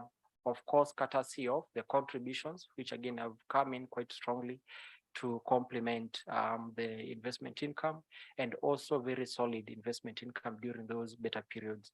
So for last year, you can see how the lower performance reflects in terms of reduction of the fund value. So in terms of the asset allocation, members, I pointed out that we're invested in various asset classes, and the slide basically, the next slide just shows how that compares during the previous year 2021 and the year 2022. And focusing on the year 2022, you'll appreciate that the biggest chunk of our money is invested in government securities. So this is a safe asset class in that it provides us especially stability from the volatility that comes from the equities market. But despite that, there's still that aspect of revaluation, which we have to deal with and make sure that we balance it quite well. Number two, quoted equities at 21% is at the close of the year. Then we have property at 9.9%. So those are mainly the areas where we have invested in. And even as we move forward, despite the challenges, that we had for the year 2022. We continue rebalancing, basically trying to move around the various segments where we are allowed to invest to make sure that the fund advantage of. The next slide basically on you wind up, huh? Yes. Okay, please. Yeah, the next slide, which basically looks at the investment. Again, to this in terms of historical numbers and members. Again, you can appreciate that indeed, when the environment is favorable, we have been able to record good growth. So last year, negative 3.1%, again, coming as a result of a very difficult and tough operating environment, as I have highlighted. So lastly, just to look at, where we are currently at, and basically the outlook in terms of the strategy, what we're doing for the fund moving forward. So indeed, when you're looking at all those different segments of investments, there are pockets of opportunities here and there when you're looking at, say, fixed income, investment in government securities, and now that the rates have actually gone up, we as your fund manager basically taking positions to make sure that we're able to lock in high interest from those instruments. When it comes to the quoted equities, I think last year, a difficult one, we suffered from that. But again, with the equities market, it calls for strategically positioning yourself when the market is low. Unanunua share wakati bei iko chini, so that you start to benefit in the future upon recovery. Global markets as well, those challenges that are pointed out are still existing, but again, we are looking forward to recovery, both in the local equities market as well as global markets. And the fund will generally be able to benefit, from those measures in terms of positioning that we have done. So that is the end of my report. I'll be happy to respond in case of any queries during the Q&A session. Thank you. Thank you. Thank you very much. Mpigie makofi, David. So David, with that outlook and your strategy, we remain optimistic that all will be well. Next is the custodian. Liz, maybe you just need to confirm the numbers that, because Nicholas took through the members, what you do. So just confirm the numbers to coincide with what the fund manager has presented.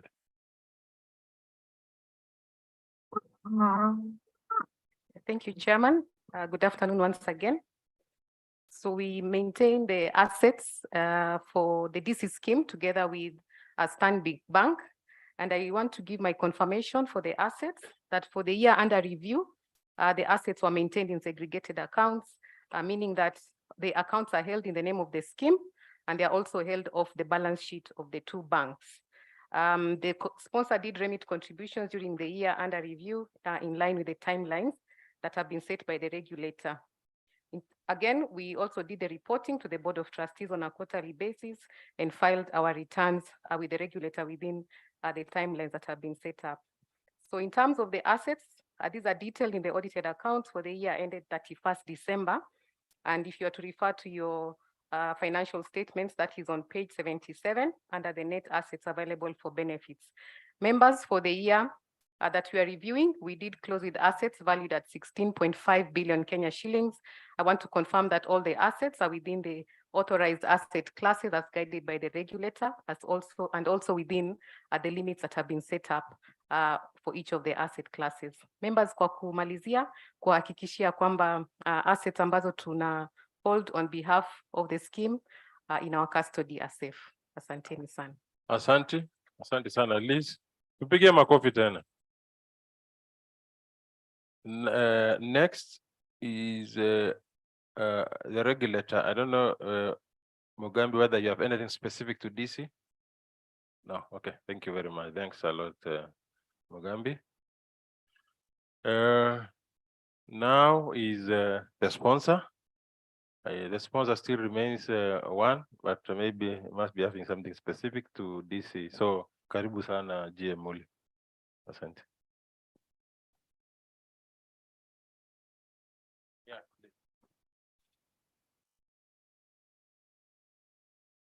I can see you're being told to be quick. All protocols observed.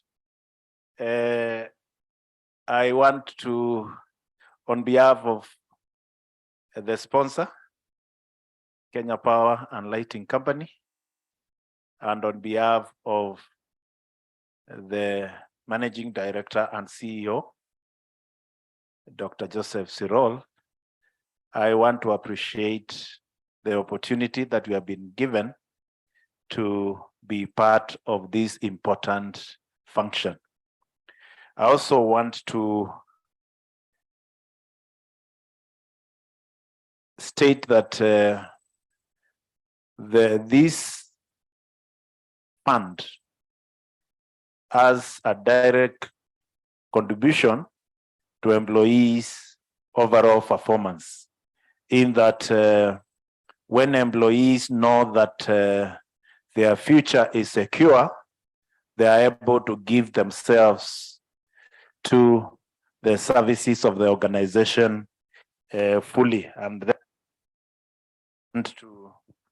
want to appreciate the good job that has been done by the Secretariat and the trustees this far. As I've said, in fact, the fund plays a significant role that directly affects the lives and the welfare of its members by ensuring that members' financial well-being is taken care of. And when that is done, employees are able to concentrate. I wish to assure you that Kenya Power, as the fund sponsor, remains steadfast and committed to supporting the fund to realize its mandate of the members.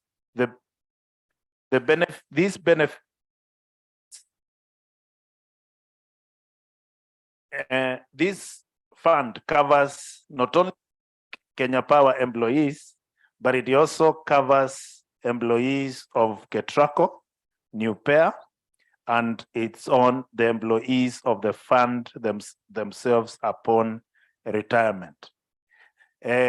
We, as KPLC, endeavors to discharge its responsibility as prescribed by the Retirement Benefit Acts, the regulations, as well as the fund's trust deed and rules. Key among these is timely and accurate remittance of employees and employer contribution. That is our commitment here. And once again, we also want to urge the members, those who are in employment and those who are in retirement, to actively participate in the activities of this fund.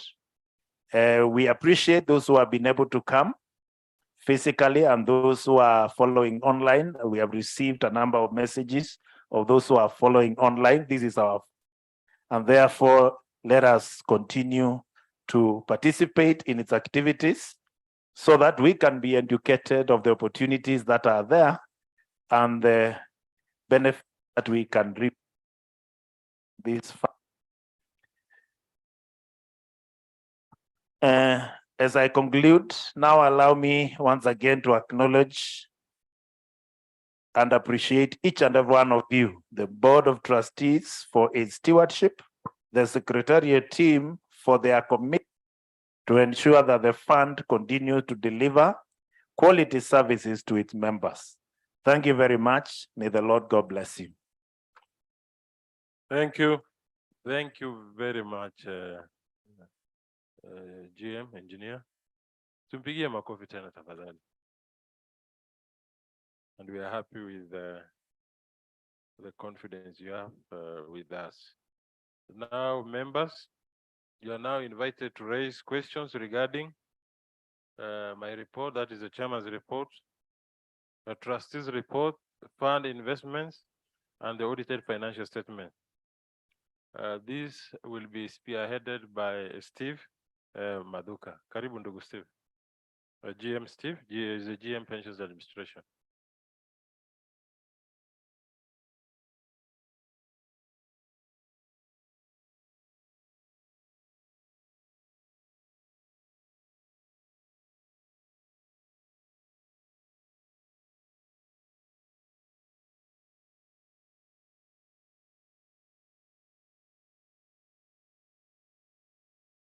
Chairman, I'll read the questions that we have received, some of which have come through the info account and others that have come through the Q&A feature of the Zoom webinar. And Chair, the first question is from exactly two people who are asking the same question. Mariam Shauri and Daniel Koril. They both want to know if trustees can consider amending the trustee and rules to allow for cash or M-Pesa contributions into the fund. They're asking if someone sells his cow, can he bring the proceeds into the fund as a lump sum contribution? There is another question from Nicholas Kipketer Limo, and he wants to know if the fund has plans of building affordable houses that members can buy. He says that some members retire without owning a house and they suffer in their sunset years. Chair, those two questions, then I will read two more. Okay. Maybe on the two. The first one is asking whether we can amend our trustee so that we can do M-Pesa. I know this is a matter that has been with us before. I don't know whether the regulator can respond to that, please.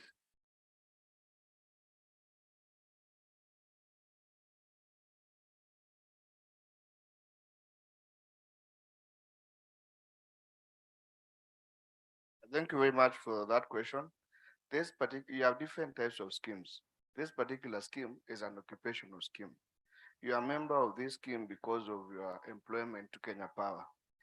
The source of the funds should come from employment salary. If you'd like to save in another, if you, in the event you sell your cow and you want to save, you can join what we call an IPP, an individual pension plan. Thank you. Thank you. Umesikia hiyo? Yeah, so, but let's also remember we have APC, additional voluntary contribution, though I know you cannot do it still through M-Pesa. Yeah, you still have to do it through your salary. Yeah, thank you very much, Mugambi, for that response. Limo, about affordable housing, I think I must say this is a matter that once in a while members have been raising it. Why are we building in Bogani, Karen? Why are we building in Runda? Why are we building in higher end areas? Members, as a scheme, we are guided by return on investment. So for us, we go for where we can get high return. So it's not under, with due respect, we try as much as possible to do that, not necessarily now, maybe listening to the concerns of the members. We've done our survey, a study was done by professionals, and for now our focus is still high-end areas. But at that point in time, when the affordable housing, those low-cost houses, because obviously the houses we are selling, we were selling the other day in Bogani were costing 100 million. So you can imagine 100 million, but I can proudly say that we got good return. So we will continue reviewing. At that point, you can see now, if you talk about affordable, there is a housing levy. Whether it will come to fruition, that will also be a competitor in that particular space. But we hear you, and we'll see. But for us, what drives us as a pension is return on investment. Yeah. Mimi ni mgeni, but to add to what Mr. Ndome has just said, let us not lose sight of our objective as a scheme. Why was the scheme created? I think it was defined. The scheme was created to take care of you at retirement. And by any chance, if you go in retirement, The scheme is supposed to take care of your beneficiaries. Those are the two basic reasons why the scheme exists. The question of building a house to sell to members or whatever, that is a sideshow. You will take Nadome to court if he does not pay your pension, but you cannot take him to court the fact that he has not built a house for you. When you come to a scheme like DB, for example, it is aging. The members are increasing. So when trustees look where to invest, they must look to a place where they maximize so that they can put in that pot and be able to pay your pension. Don't forget that a scheme like DB was closed 2006. No contribution from members, no contribution from the sponsor and new members. So where will you get your pension from unless trustees take diligence and invest this money so carefully so that we can preserve the money to pay your pension, our prime objective. Thank you very much. Thank you very much. Thank you very much, Chair. So Steve, I think we can move to the next set. Yes, thank you, Chair. The last three questions that we want to read. These are questions that has been asked by a number of members, among them Christopher Kipkemei, Festus Dena Gambo, Valentine Okuba, and Bernard Abaka. And they want to know how the Finance Bill 2023-2024 that was just passed the other day will affect the pensions sector. How the Finance Bill 2023-2024 will affect the pensions sector or industry. Now, there is the second question from Margaret Gary. It's a straightforward question. She wants to know the status of establishment of the pre-funded post-retirement medical scheme. Where are we with establishment of that pre-funded post-retirement medical scheme, which we are saying is going to be the solution for the challenges of Medicare in old age. And Chair, finally, there is a question from William Omondi, and he wants to know if the trustees in liaison with the sponsor have any plans of reviewing upwards the contribution rates. Thank you, Chair. I hope you picked all the questions. Thank you very much, Steve. So the three questions, I think number one, this should be answered by the fund manager. What is in fact the impact of the finance bill? Number two, the issue of pre-funded post-retirement fund, I will give this to CEO. And then number three, I think I will give this to Cecilia, whether the trustees and sponsors have intention to increase contribution. Thank you. Yeah, okay.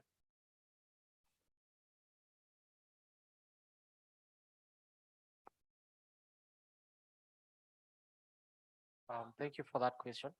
So relating to our pension and specifically relating to our investments, there's nothing that I can, put a finger to, which will basically affect us directly relating to our investments. Generally, you're looking at basically reduction in our income levels. I don't know from the regulatory, from the RBA side, whether there could be anything pertaining to, the framework and, the administration aspect of the pension industry. Maybe Mugambi can comment on that if there is. Okay. Okay, so see you. Thank you, Margaret. On the status of post-retirement medical fund, I do confirm that we've done the framework on how that scheme will operate. And we are currently in discussions with the sponsor for the amendment of the trust deed, as well as any support that the sponsor can be able to afford. So we expect that we should be able to conclude those discussions in this Q3. And once that is done, then we will communicate to members. Thank you.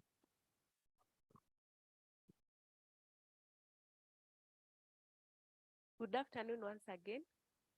Yes, I'm going to respond on the issue of review of the contribution. That is from the employer side. Maybe what I'd like to say about that, it's part of the issues that we are trying to see how we can go about it as an employer. So we are trying to see how we can ensure that our members, when they retire, they have a better package. So maybe once we are ready, we will contribute. We will let the respective employees know. Yeah, so we are considering that. Thank you. See, the fact that the employer is considering that, I think she deserves a clap by everyone. Let's clap for it. Thank you. And Steve, that marks the end of the online. Yes, yeah. We can now get Thank you. Kwa flow sasa tafadhali, kama kuna swali, feel free. The mic will be taken round. Na kama uliuliza swali kwa DB, please don't repeat the same question again. Maybe this now should be specific to DC scheme. Yeah, thank you. There seems to be none. Oh, chairman and nimeona. Yes. Sorry, there's our chair of West Kenya branch. Umpatie peleke.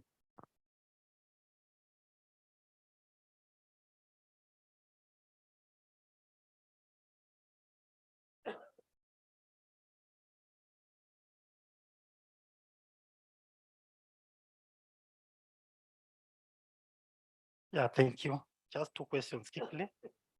My question is, in case I'm dismissed from duty after contributing to the fund for almost 10 years or 20, is there a possibility that I can access my money? First question. Second, if this negative effect that we have seen in our financial statements can continue for say 5 years, what will be the effect of this fund? Thank you. Thank you, Chair. As long as you have made a contribution, be it 2 or 3 months, the moment you are dismissed, the money you have contributed, the money the employer has contributed plus the interest, and you will be entitled to it is 50%. Yes, you'll be entitled to 50%. The rest of the amount you will get it once now you have reached the retirement age. Is it 55 or 50? From 50.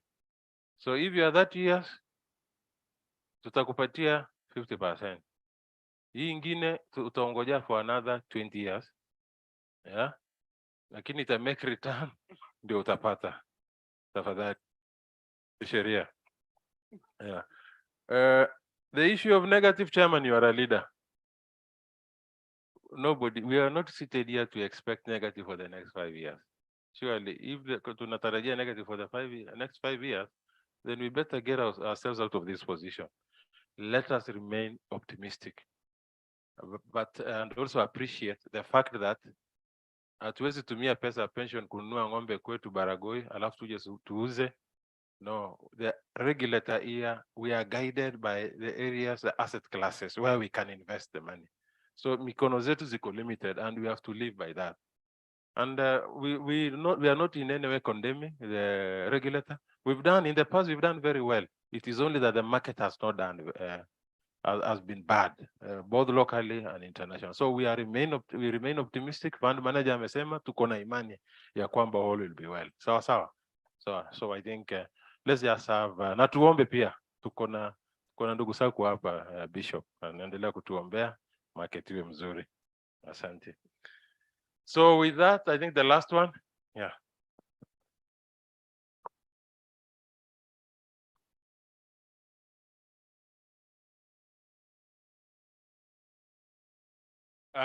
Thank you, Chairman. My name is James Mukoya from West Pokot, Kenya Power. Way back in 1987, when I joined this company, the policy was one would be eligible to join the pension scheme if he's engaged on permanent terms. But then we have transitioned into engaging employees on a temporary basis. So from this session, I would want to ask on behalf of the youngsters who are coming into the workforce, what plans do you have? Have you put in place a strategy to engage them? Those who are hired on 1 month terms of service, 3 months, and so on. At what level do you allow them to join the pension scheme? Thank you.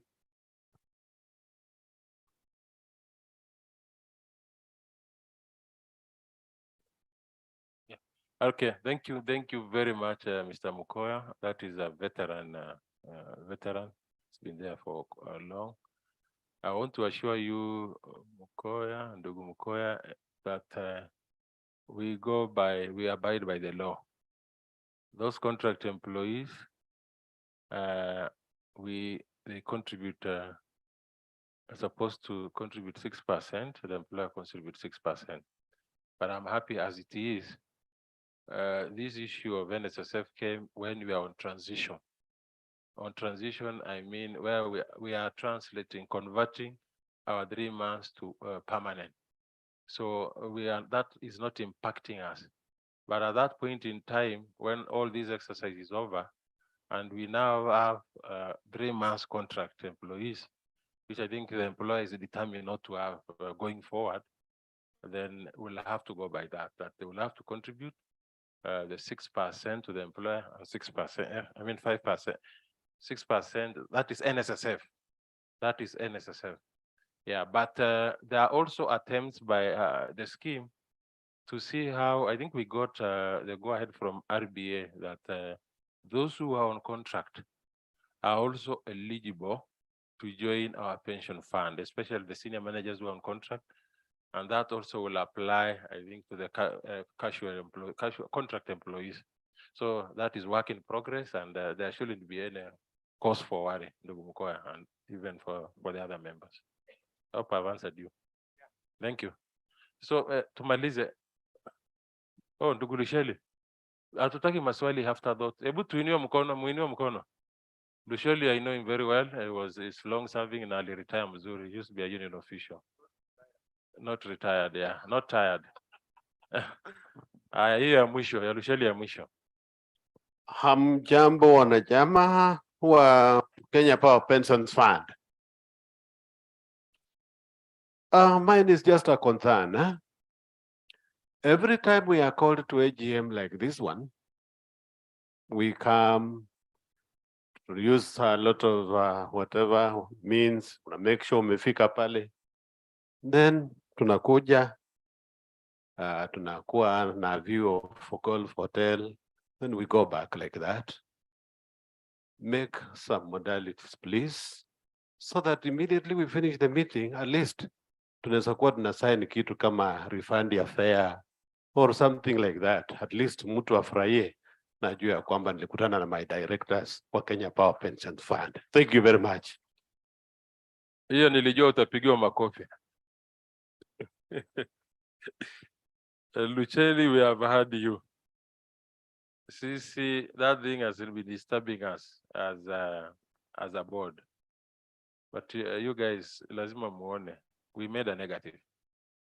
And when you make a negative, you surely haiwezekani kwa saa hii. So as we continue situation improve, we will try as much as possible tuone ni njia gani. You know, ni obligation yetu kama pension, ni lazima tuite AGM. So you can imagine now, tukisema open up your mambo ya transport, it will hit into your pension, let me tell you. So tutajaribu juu as much as possible. Mambo yakiwa mazuri, we will see what we can do. And by the way, we are not the only ones. Some of the pension, the regulator will tell you, some of the pension schemes even conduct their meetings over the weekend. because employer hataki watu wakose kazi, lakini hapa the employer has extended that support to us kuruhusu wafanyikazi wa attend. Kwa hivyo, but we hear you and we promise once the situation improves, then it's a matter to relook at. But for now, let's bear with it. And that is why coming to AGM remains voluntary. It remains voluntary. Wenye wanaweza kuja. Asanteni. Munipigie makofi hata kama sio. Yeah. I think I want now to conclude. Ladies and gentlemen, there being no other business, I would like on behalf of the Board of Trustees to sincerely thank our sponsor for your continued support. All our members for attending and actively participating in this AGM and on all other occasions where your participation has been sought. Our service providers also for their professional support. The RBA for continually promoting a conducive regulatory environment for retired benefit scheme. By the way, RBA is among the best regulators in the continent. And we really applaud you for that good work. Finally, the Board of Trustees, the CEO and Trust Secretary, and the Secretariat for their concerted efforts to promote and protect the interests of the members throughout the year. I now declare the meeting, the AGM, the 2023 AGM officially closed. Members are requested to take part in a poll that will appear on your screens shortly. Those are the ones who are online. And with those many remarks, tunataka maombi tuombewe na ndugu Sakwa, wale wanaenda mbali manyumbani, ndugu tuombe tuende salama. We are going for lunch, all of us. And Mungu atuendelee kutupatia afya until the next AGM. Asanteni, Mungu awabariki. Naomba tusimame basi ndio tuweze kushukuru Mungu na tuombe. Amen. Baba, katika jina la Yesu Kristo tunakuja mbele zako siku ya leo. Asante Bwana, tulipoanza mikutano hii asubuhi tuliomba kwamba utatuongoza na mkutano utaendelea vizuri. Tumefikia kilele cha mikutano hiyo, tunasema ni asante Bwana. Kuna watu ambao wametoka maeneo mbalimbali, tunaomba kwamba tunapotoka mahali hapa utaweza kupatia usafiri ambao ni salama. Tutakaporejea mahali ambapo tulitoka, Mungu utatulinda. Tunaomba kwa sababu ya fund hii ya kwamba utaendelea kuikuza na wale ambao wamestaafu wataendelea kupata baraka kutoka katika hii fund kwa utukufu wa jina lako. Tunakushukuru kwa viongozi, trustees wote wanaosimamia kazi ya kuwezeka na pia kuweka pesa rasilimali katika fund hii. Tunakushukuru. Tunaomba tukijua Bwana tunapokuhitaji unashuka na unatusaidia. Tunaomba kwa sababu ya hali ya biashara katika nchi kwa ujumla na katika Kenya nzima ya kwamba Bwana utatusaidia na kwamba kutakuwa na mapato katika uwekezaji wa rasilimali. Mungu wetu tunakuinua na tunakubariki. Tunaomba tukijua umesikia ombi hili, ni katika jina la Yesu Kristo tumeomba na kuamini. Amen. Oh, thank you. Thank you so much. Thank you so much, trustees, service providers again. Members, I just want to clarify where we are going to take our lunch. For the members, we're going to have our lunch where we took our tea during tea break. For the trustees and service providers, please, let's proceed to the restaurant. There's a place designated for you. May God bless you. Thank you. Thank you.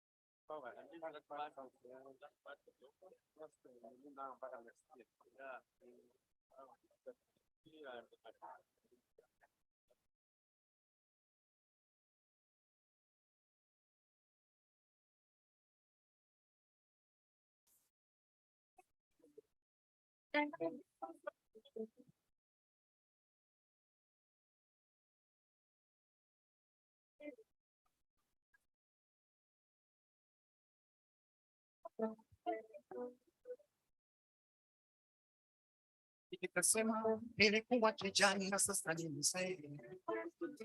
Daudi kasema nilikuwa kijana sasa ni mzee.